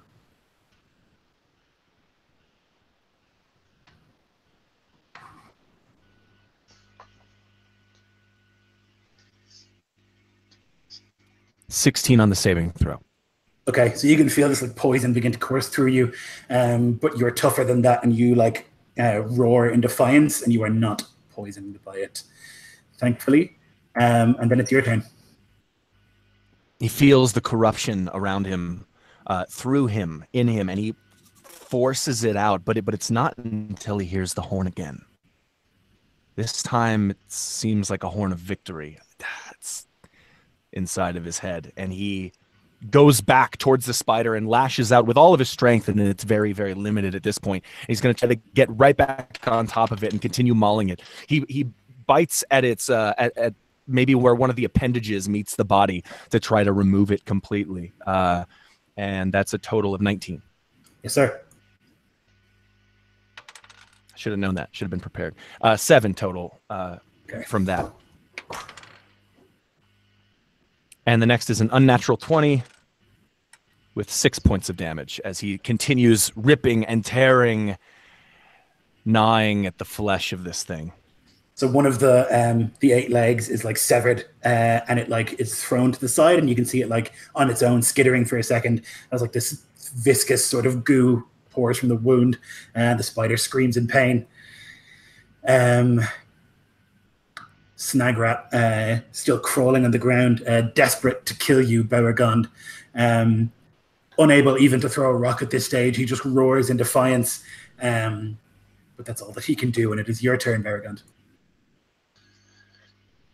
Tell me, Snagrat, you, as you come to Minas Ithil to raid and rob us, where does the Witch King stable his flying beast? Where in Minas Ithil, where in Minas Morgul is his stable?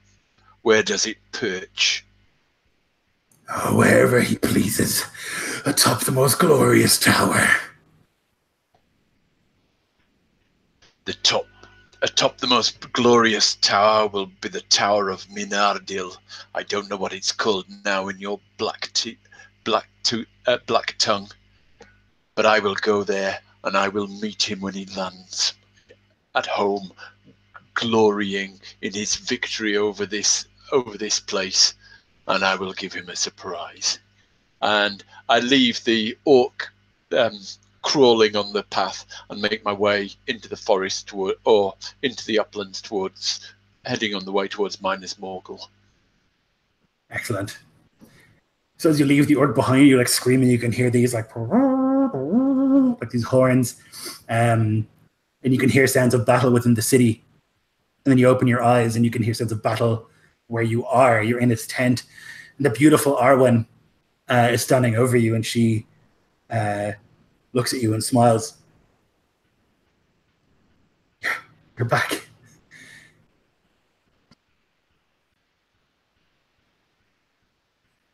You thought we'd lost you. Where am I?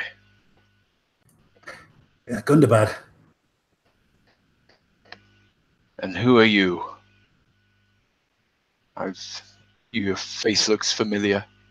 I am Arwen Undimiel. I have seen to your healing. You took a dangerous wound. And you can feel it now, this like sting in your chest from the Morgul blade. Maybe you don't even remember that happening, but you can feel the stinging pain. Well, Arwenard Undimiel. Thank you. She smiles. You can like turn around and you can see that there's another elf.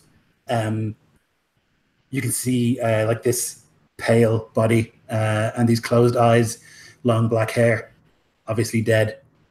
And you can see the shape of a huge man on his back, and you can see sort of this movement going on. That's it for now. The Easterlings continue their ride away. They've now dashed twice and are getting far away from where the screen holds. Some of your warriors, Cynric, have like peeled away and are trying to follow. But many of them are kept here by the Easterlings sent for that purpose. Borshimsha go ahead, sorry. Someone's going to say that? Nope. Borshimsha and his warriors will meet up with the main contingent, and you'll see like several of the warriors like push him to the center and like put their backs in the way of any further like attempts to take out their champion as they continue to ride away from this place, away from this valley of death for them. Faroth, you can see many of the Easterlings getting away, fleeing, while Cynric, you can actually see him with his like glorious dragon helm, like lift the axe again, and another Easterling falls as his cavalry are kept in place. Would Faroth be able to tell if the pursuers could be caught by the Elven cavalry, or have they got too much of a head start now? Well, they have a significant head start. You can still see them, but it's one of the, I mean, you think maybe the elves wouldn't tire, but you don't really know anything about these Easterlings, like how they operate, if they have a base beyond, anything like that, you know? That's what my concern is. If we send them riding off, there may be a contingent waiting. If they wish to strike again, they can come at us with our full force around the mountain. Faroth is going to bid those around him to fall back onto his position. And he's going to have a horn sound to have any reinforcements sent to help where Cynric is if it's required. Yeah, you'll see the dwarves with you will like, run over there, and with their help, it doesn't take too long before the remaining Easterlings are like totally encircled. But for now, Cynric, it's your turn. There's only a couple of them left.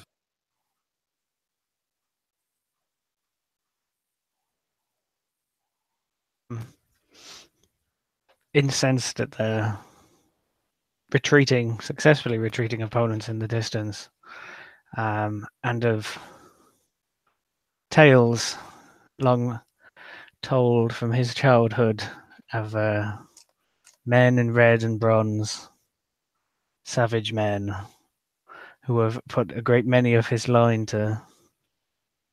into the ground. He will. They're not in a way of surrender. There's just not that many of them left. Yeah, I mean, you think that maybe, like, you get the impression like that their mission has been achieved and they could be convinced to surrender, like, but they're currently fighting. Sure. I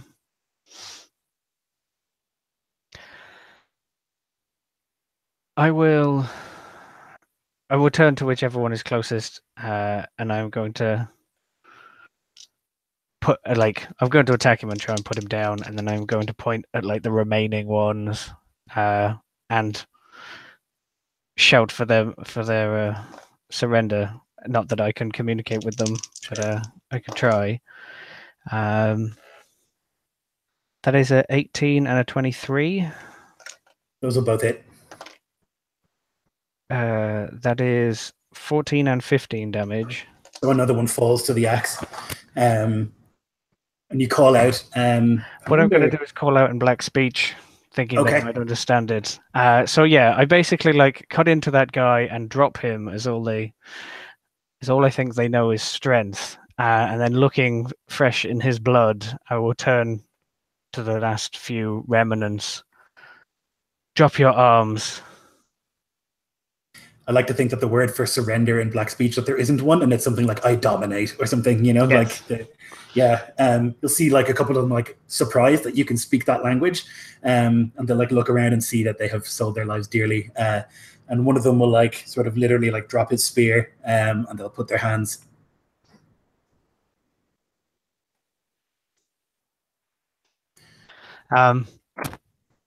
But with the dwarven rear charge and such moving in, and some cavalry circling around, have them, they've dropped arms, but like dismount. See them bound, perhaps, and I will like quickly send off some commands to some of the nearby elven riders. Just track the position of the retreating Eastlings at a distance. Not to get in too much danger if they can, but we need to know where they came from and what numbers they retreat to. Sure. Yep. So some of the elves will follow with a sort of scouting mission while you take these inside. The spider bites down into you one more time, Board, but the stinger once again is unable to find purchase. You'll take 14 piercing damage from the bite. Board the bear is at 0. Really? Yep, and he falls. So Board the bear falls, and the spider sees that and crawls on top, and the stinger several times, and it like leers above, and it makes sure you're not moving, and begins to like wrap Board the bear into a web.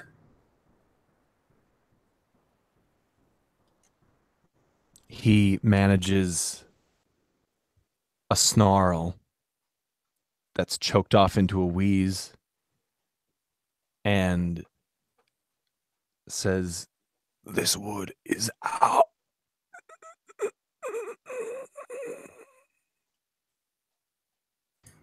In the tent, Beregond, you can see this big man. He's like grunting and groaning, and then his fingers go slack, and his breathing slows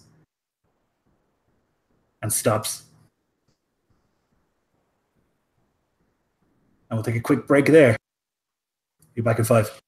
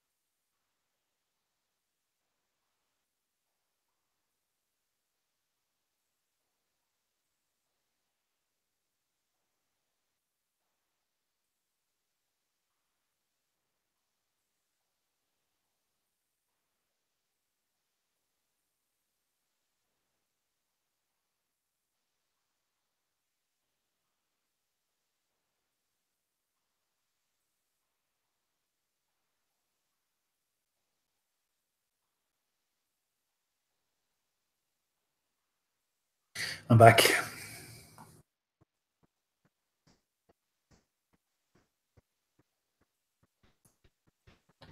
Yeah, me too. Just added myself on mute. Damn. Yeah, that was the sort of device I had, is that you both had like these sort of spirit journeys to go on and like win that encounter or whatever, which I thought was something, you know. Stunning that warg really won that encounter for you, I think, and then the crit to the leg, because it was also very, very difficult, but it was just like the dice were bored. Oof. Okay. Damn. Yeah. Whew. So can I tell you something kind of funny? Yes. In my mind, all morning, I've been kind of preparing this idea that's popping into Board's mind, that he's seen Shadow and Flame. He's seen his friends, his family now pierced by Morgul blades. He's seen the power of the enemy, and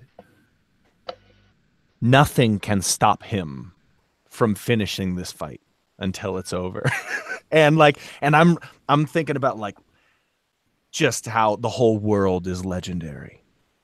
From the west to the east, the whole world is legendary, and it deserves a fight equally so. Spider.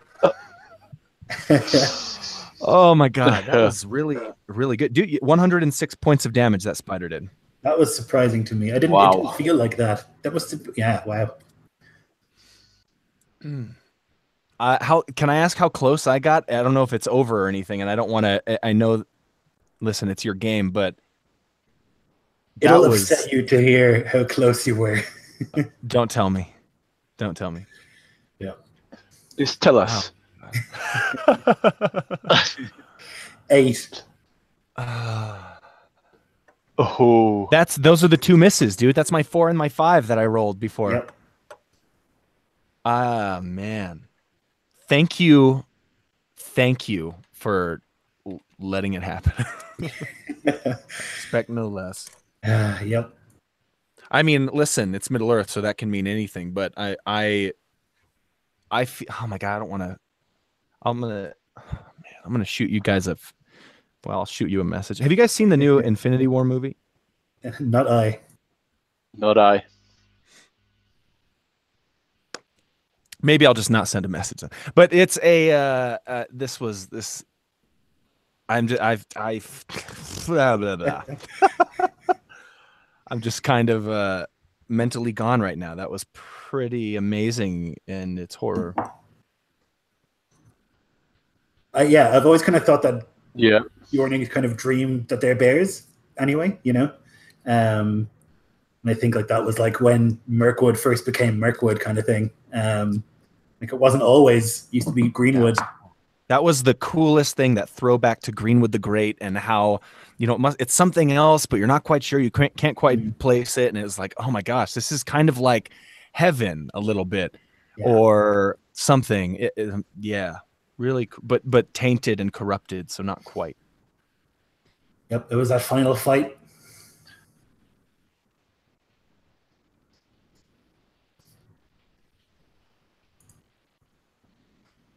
Damn. All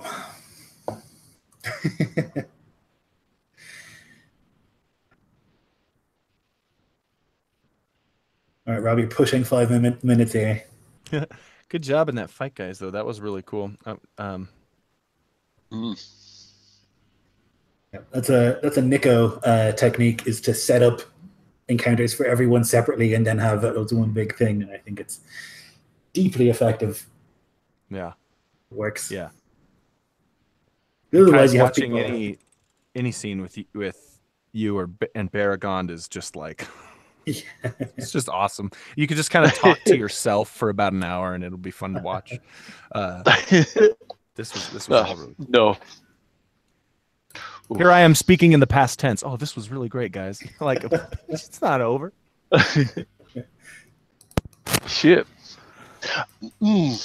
Can I go back to the game?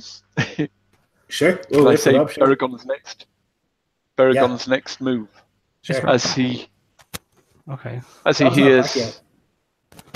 as he sort of hears the death rattle coming out of the huge Bjorning. He, ignoring the pain and the coughing, he coughs and makes his way over, sort of staggers his way over the Bjorning and looks for sign of life in him, and gradually realizes that he's died and looks him up and down.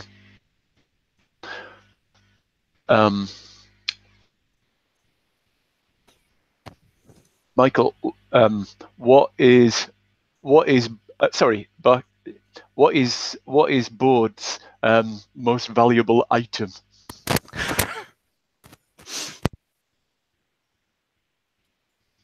At his side, at the side of the bed that he's positioned in, is a small chest, and some of his stuff is actually too big for it. It's too small. It's just a little medical chest, and you see leaned up against it are two items. First of all is a gauntlet that you remember from the Umbar fighters from that sea battle earlier, but you also see the hatchet of Amon-Lenk, which is on one side decorated with elven symbols, and on the other side a ferocious bear. And the idea is that it symbolized an alliance between Thranduil's people and Bjorn's people for this particular purpose. And so that would probably be the most prized possession that he has, is that hatchet. Okay. Still sort of delirious between life and death, he sort of he buries his face in the dead Bjorning's chest and cries, while his hand surreptitiously takes the axe and hides it tucks it into his pants and hides it. You can see like some of the elves concerned like turn to the Bjorning, and like they stand around and they are trying various things to get him to breathe again, to anything. And you can see like Arwen. Help him, Arwen, he says, staggering back. And once he's got a slight, I need some fresh air, he says, goes out and hides the axe somewhere, not on his own body, but somewhere away. He finds a place, some nook, some cranny, some crack in the rocks to hide it, to go back to and get it himself later. Yeah, you can see as you like leave the tent, like elves kind of swarming around trying to save him, and you can see the form that you recognize now to be Eladan not moving, having passed also in this time. A blanket across his face. Does Eladan have any precious items? Almost certainly, yeah. I'll take one from Eladan as well, then, using the same technique. You'll find a fine bracelet of gold and silver. Out on the fields, the Easterlings are thundering away, and you're kind of losing sight of them now. And people are calling out, like, to say that they're okay or who is wounded and things, and people are being brought back in, and the camp kind of begins to calm.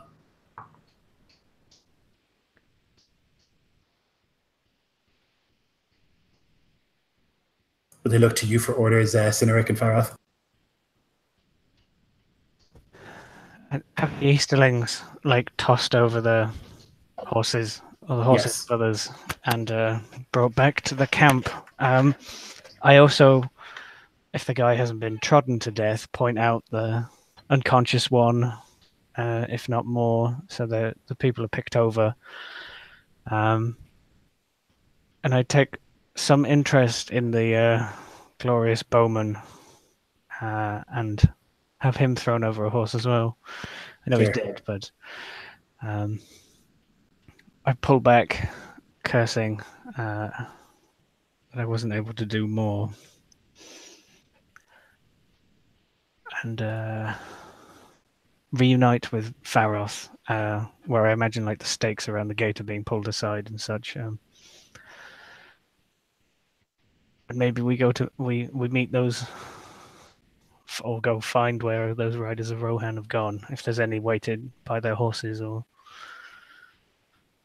I think as you find Faroth, he's giving orders, probably to either a group of elves or the Dunedain, perhaps, saying, send out scouts, follow them for as many leagues as you consider safe. We want to ensure that there aren't a larger number of them waiting. Report back as soon as you can. And then he turns as he looks to Cynric approaching and gives him a grim look. Quite the reunion.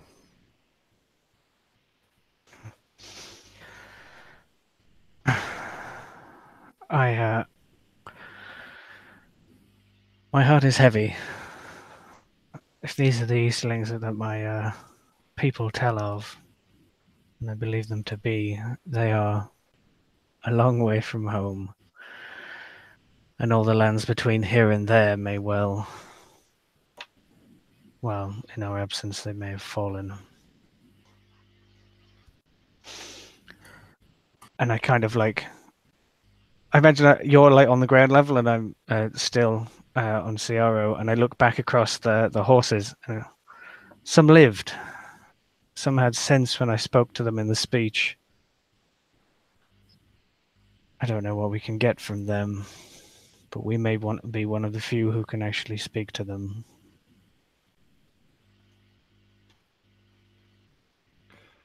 I believe you're right. We'll have in placed all that we've captured. We'll have placed in separate locations, and we shall discover what their intent was. But perhaps it might be prudent to find your people first. I agree. See where they ran to. Lloyd, you said that they were looking for people who were in charge to... Yeah, so they would have made their way inside, many of them badly wounded, and you would find them in the tent. Although, like, there would be commotion around them, you would also realize that there's like a grim sort of sadness to the place as you return. What has happened? And he doesn't really say that to anyone. He just says that to the people. Does he see Beregond's up and about? Yeah, Beregond comes staggering towards them and at a distance says, Ord is dead. And Elladan too. Faroth is like halfway to like embrace him and stops at the news. And he looks and his eyes rest upon the still, cold form of Bord. You can see tears running down Arwen's perfect face. I tried.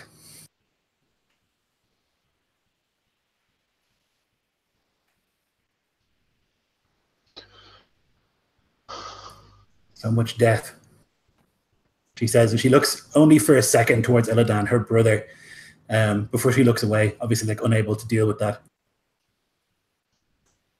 You have our thanks for trying. I thought he would pull through. He's strong. He'll find his way to his father's. But you are with us. Pharos turns his gaze to Beregond. It is good to see you, old friend. And he places a shoulder on his shoulder, but I imagine Beregond looks like crap. So, gently. You have won a great victory here, Faroth.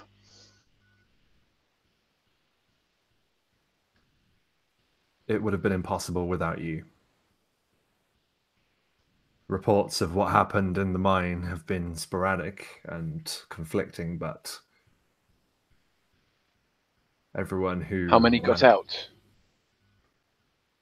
Not many. Oh. But those that did are in your debt, Beregond, as are we all.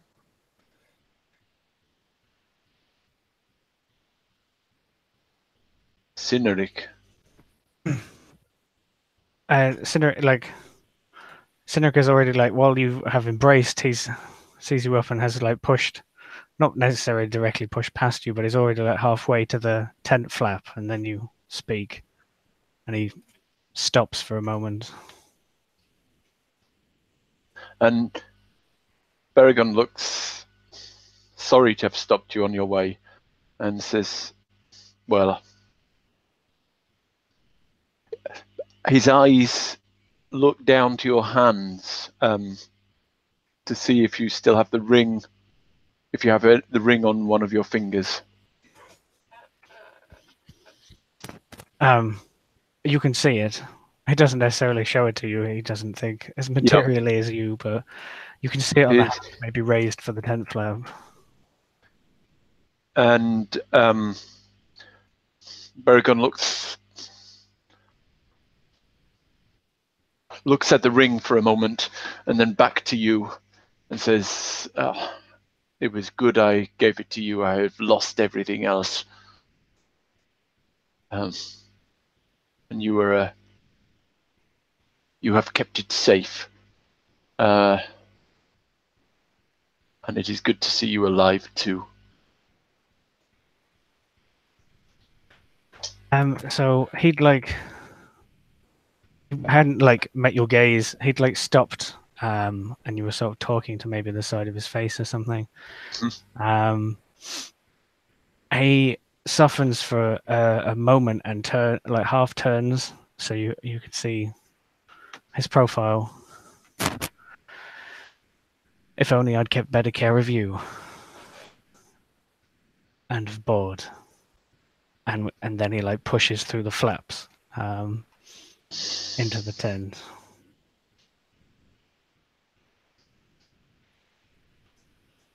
Some time that passes, and you can meet the riders. And one of them, Aoric, will say to you, Cynric, assuming that you're in charge, the Easterlings have begun an invasion of Rohan. We were sent by the king to quickly come and warn and to gather whatever forces we could. There are many of them, too many. They are mustering at Dunharrow, but there's not enough time.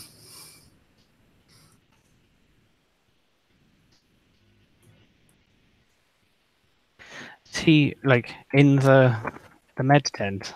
I think it might be sometime later, and you would have met somewhere else, somewhere a bit more grand. I'll just insert Cynric grieving overboard scene. We'll get to that. Yeah. Okay. Dunharrow, the city in the sort of center. Yes, it's one of the bigger settlements, and there's lots of flat land around it. That's where they're going to muster. In that case, he is most concerned because I think I just really need to quit. It's where they're going to muster, rather than the Eastlings are obviously coming from the east, so they're coming into East Emmet and what's it called, the Wold. Yeah, so they're coming in there, but because Dunharrow is central, I think is where they're going to muster. Yeah, I thought so. So that, as he understands it, because where I had placed Eldenberg, his home is on the hills in East Emmet, and literally the first place they would come across as soon as they cross the Anduin. So he knows that his home has probably fallen at that. So yeah, he looks ashen, but it was what he was always expecting. Oldenburg had always been the first port of call for all of the sallies over the river and towards the Orklands. He always knew this might happen. So he pauses for a second and then looks the man straight in the eyes. Eorik, did the men and women of Oldenburg, did they decamp? Did they migrate to safer pasture? He'll take off his helmet and wipes his sweat. We had some warning, and so we moved everyone we could from Elderberg and from East Emnet and the Wold to a more central. But it's unclear. The Eastlings have a great many horsemen and wain riders too, and well, I can't be sure.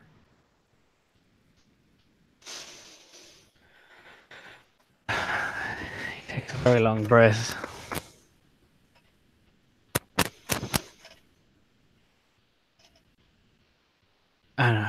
They made it past Gondor. Do you know of its state? And of the state of our men? Seems that they did not go past Gondor. They came through the Brownlands, across the Anduin. We do not know what happens in Gondor. We have had no word, no beacons lit, no nothing.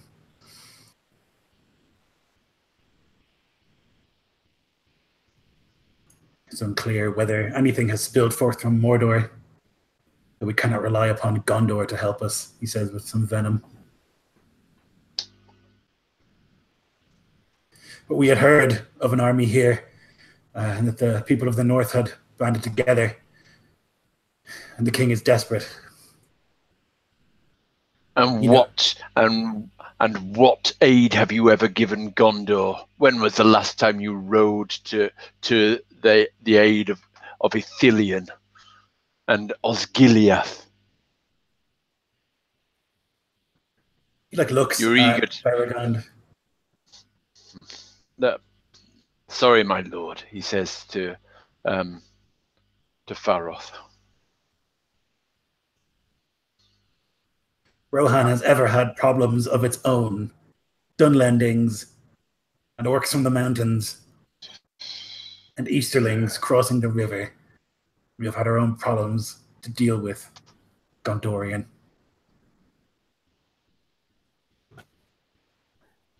Snurick, either takes his helmet off or already has, and he slams it forcefully on the table as some sort of gavel preceding this. An ancient relic being slammed against a table. Enough.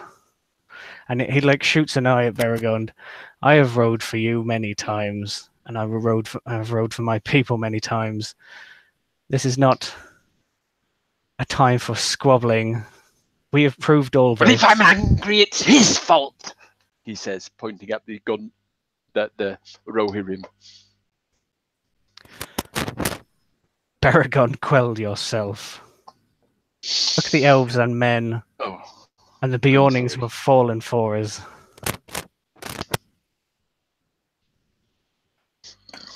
Eric looked confused, looks at Beregond, and then looks to you, Cynric. We have not come here to quarrel. We've come here to ask for help. You know that the king is a proud man. He would not lower himself to ask for help. And help you will have. That's never been in question. Have you any estimate as to how many Easterlings move across your lands? Thousands, tens of thousands.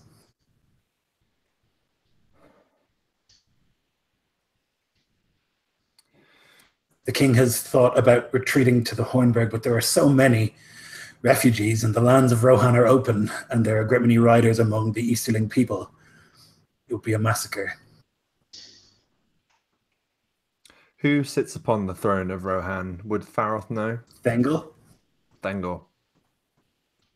Okay. It's Theoden's father. Yeah, I gathered, but maybe Faroth wouldn't know, but he looks to Cynric and says, "What would be the best defense of your lands? You know them better than us. How can we best aid you?"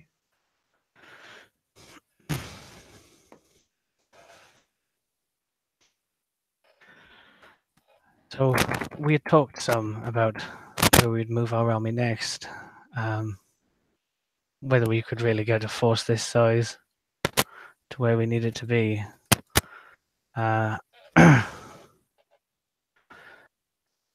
So when we were sieging Mount Gunbad, is it on the the east or the west side of the Misty Mountains that we like the plateau? The east side of the mountain range. So you're kind of up in the very north, very, very north corner of.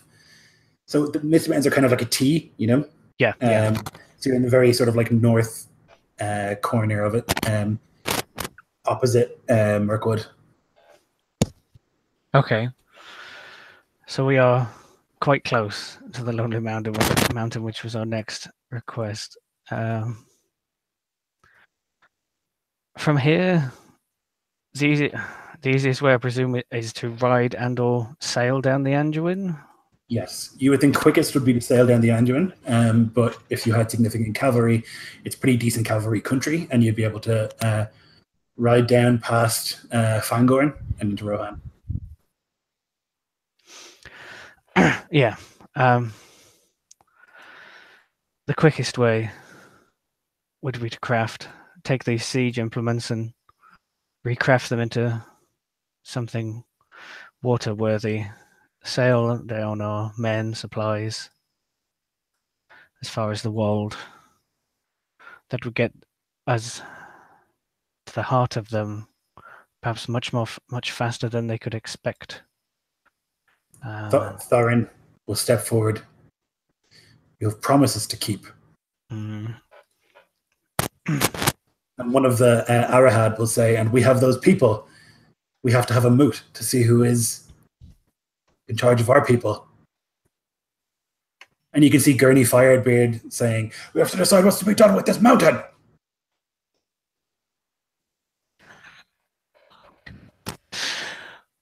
And like the broad beams are like literally waving the contract around, and you can see the dwarves starting to shout amongst each other. The Lonely Mountain should be first. Oh, what about this place? And you can hear like Arahad and the people of the Dunedain kind of saying like, we have to decide who is in charge of our people.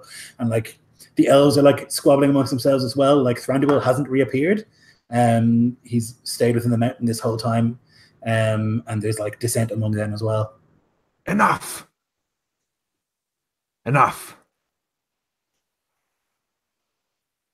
We will keep our promises. But the fate of this world is now in our hands and our hands alone. We will all have to decide the best course of action together. Is that understood? There's like this silence that falls over the place. And Thorin mumbles something about a contract. Faroth just shoots him a dark look before turning to Cynric. If we are able to send our army to Rohan, we would still need time before such a force can mobilize. It could be prudent for us to go ahead. To ascertain the situation, we can send riders back and forth with messages to ensure we get a clear understanding of the threat that faces your people. Eric says, countless lives are at stake. This is more important than some mountain guarded by a dragon. There are lives at stake. And then Thorin says, how dare you? That is my home. And they all start screaming again. And the elves are like, it is selfish. You know, shouting once again. Thorin, everyone, listen. The dragon is a threat. The dragon is a problem, but it is also not going anywhere. Smaug would be foolish to leave his horde. He will remain there. We will keep our word. Article 48. And he like points at the contract. One of the broad beams points and like is like poking at this like contract that he's holding, where it's like it stipulates like the various steps of the agreement that you have taken. And he like shakes it vigorously. And the dwarves are all like nodding, like, you said you would do this. And is there a time frame upon this contract, dwarf? We have not been contracted to fight a war in Rohan.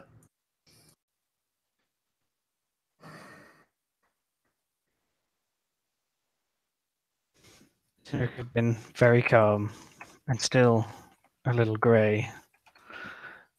He leans forward, perhaps into the lamplight, candlelight. When that contract was made, as best to my knowledge, my home did not burn under foreign and dark powers. I still will stand by my word, as any rider of Rohan would. We will get each and every one of your homes, and we will make it ours again, but not at the cost of our own.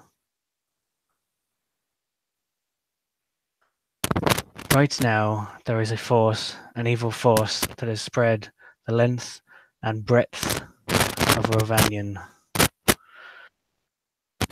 For them to be here means they are everywhere. Even the Wood Elves may well be in danger. The Elves of Lorien, Forests of Fangorn, Rohan, Gondor, all kingdoms from here to there could well have fallen if we do not act. Then who will you have to trade with, to barter with? If you turn your back on all those above ground now, where will we be when you need that help? If Orc and Easterling rule above, you will be trapped below. You see that it sits badly with the dwarves. They like huddle up and discuss it in Dwarfish for some time. And finally, King Gurney would just like incline his head. Faroth is actually visibly surprised. He'd already started coming up with ways that perhaps they could head to Rohan without the aid of the dwarves, perhaps. But with this assurance, he turns to the king of the dwarves, Gurney, and he says, "You have my word. What Cynric said is true. All of our homes will be returned to us. But as you have heard, this attack is already underway. If we were to rush to an attack upon the Lonely Mountain, it would be folly. Planning will need to take place. We will first secure the mountain here," Gurney says, and he points back towards Gundabad. "It is the home of our people, and we have fought for thousands of years to ensure that we get it back. Now we have it back, we will not let it fall again into the hands of the enemy. When that is complete, we will help you in your war in Rohan." I thank you, and I would have suggested as such also. We will go ahead. We will ascertain all that has befallen Rohan, and then we will meet with our amassed forces and act. We're not due to blindly march all of our forces there. And if some of your forces remain at Gundabad to secure it, they can focus on, while holding this mountain, dealing with that Drake and drawing plans for the Lonely Mountain. Agreed? You can see his like keen eyes like processing the plan and the agreements before he agrees to anything. He would probably come back with like several stipulations. He's much smarter than I am, so he would come back with like some stipulations, as in like, we will keep X amount of forces here to ensure that no one retakes it, and all the rest. Basically, he wouldn't like lock himself into any sort of hard date or anything like that. He's like, when we are ready, then we will come. But yes, overall, he would agree. Absolutely, and I think that's probably the best outcome that we could wish for. Faroth then looks to Cynric and to Beregond. Make preparations. We will leave first light. However, this night respects must be paid. He looks to the lifeless form of Bord.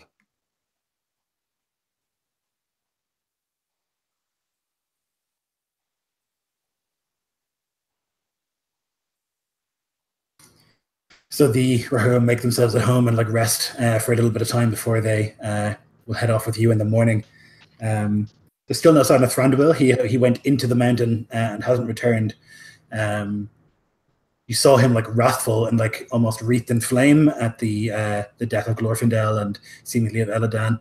And it seems that he has gone in there to expunge every possible orc, but he hasn't returned yet from inside the mountain. But in the meantime, you can stand around Bord.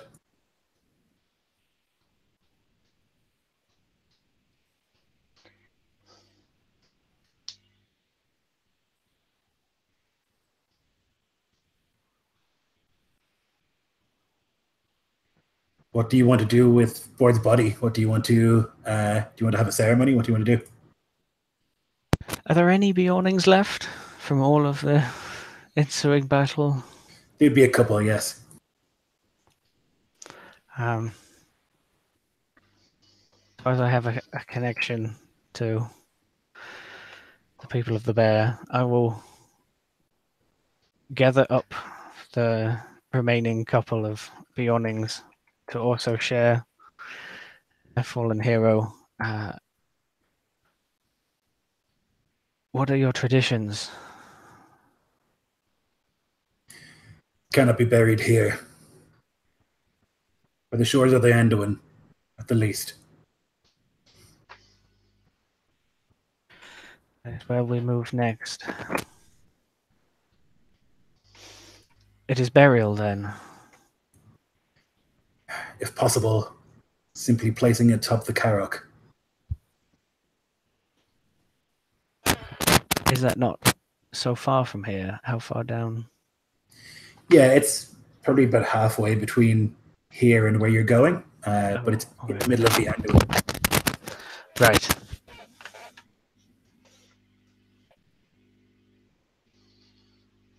But we can take his body by boat. We will have those ships made. He will be aboard one. For now, let us remember him.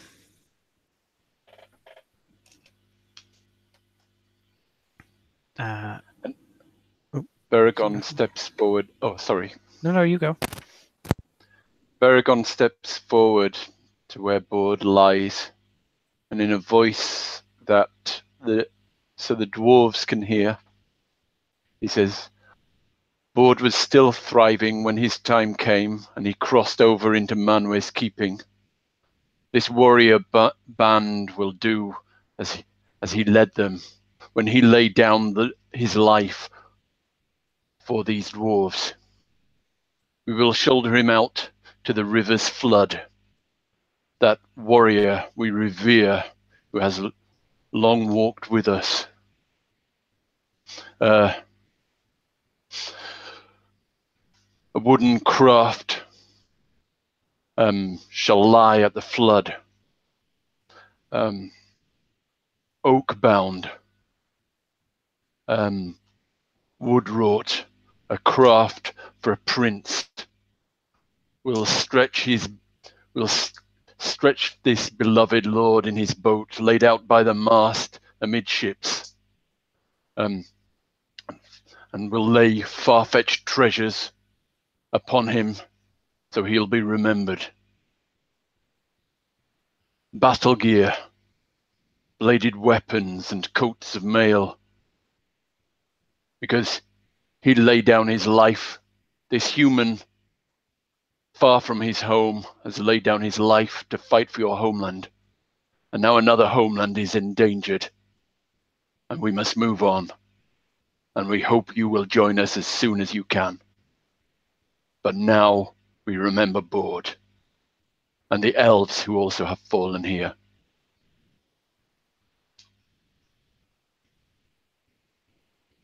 Some of the dwarves will kind of mournfully raise a toast and drink.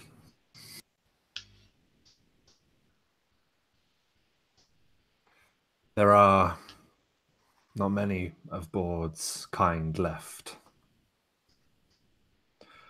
I find myself regretting the same thing as when Na and Syrian left us. Always feeling that I'd never asked them enough about themselves. Asked to hear more of their stories, asked to hear more about their people, their homes, their families. Bord and his people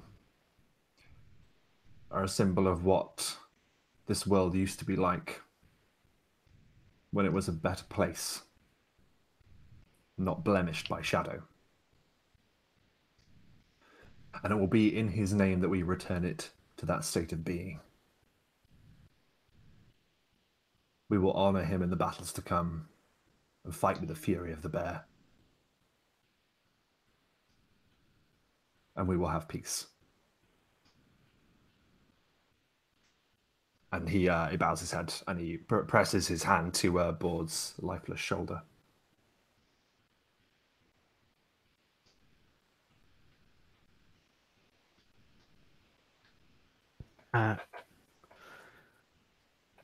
When Farath has backed away, Cedric will take a half step forward and then, caught in his throat in the procession around him, fire pits burning. He then takes another step and another to be beside the great man who lies there. He puts his hand upon the great knuckles that have slain one foe after another of theirs. The hand travels up the arms that have hewn enemy after enemy, comes to rest on his shoulder for a moment before moving to the side of his face. And in a quiet but clear voice, since we stood side by side, there was not a place I would not go without you, and that included the depths, a sea that none of us had seen before, that we were both terrified of. But when you plunged deep, I without thought plunged after you, still wearing the armor I wear now. I caught you in that infinite, bleak, dark place, held you and raised you up.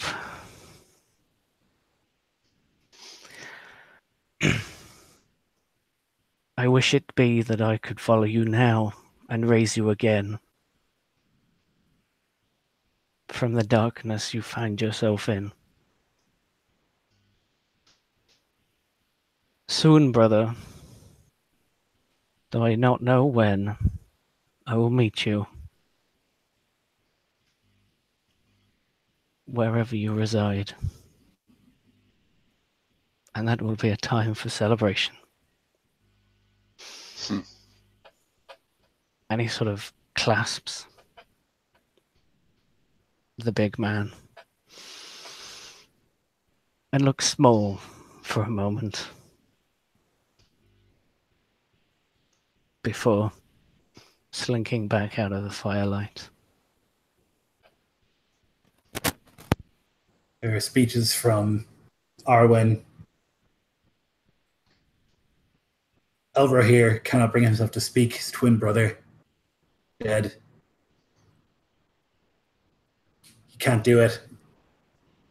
And there's no Thranduil to give a fine speech or to sing a fine song. Ceremony is short, and you'll find that many drink a little bit more generously this eve than they would on others. To say goodbye to a great many of the Bjornings here. Lying still, those who were not knocked into chasms or their bodies not found. There's a great sadness that hangs over the place as a sort of dower ceremony takes place. Maybe not many sleep well that night. But in the morning, you will head for Rohan with these riders in tow, and maybe some others if you can convince them. But we'll see what happens there next time. Thanks for watching, everybody. We'll see you then.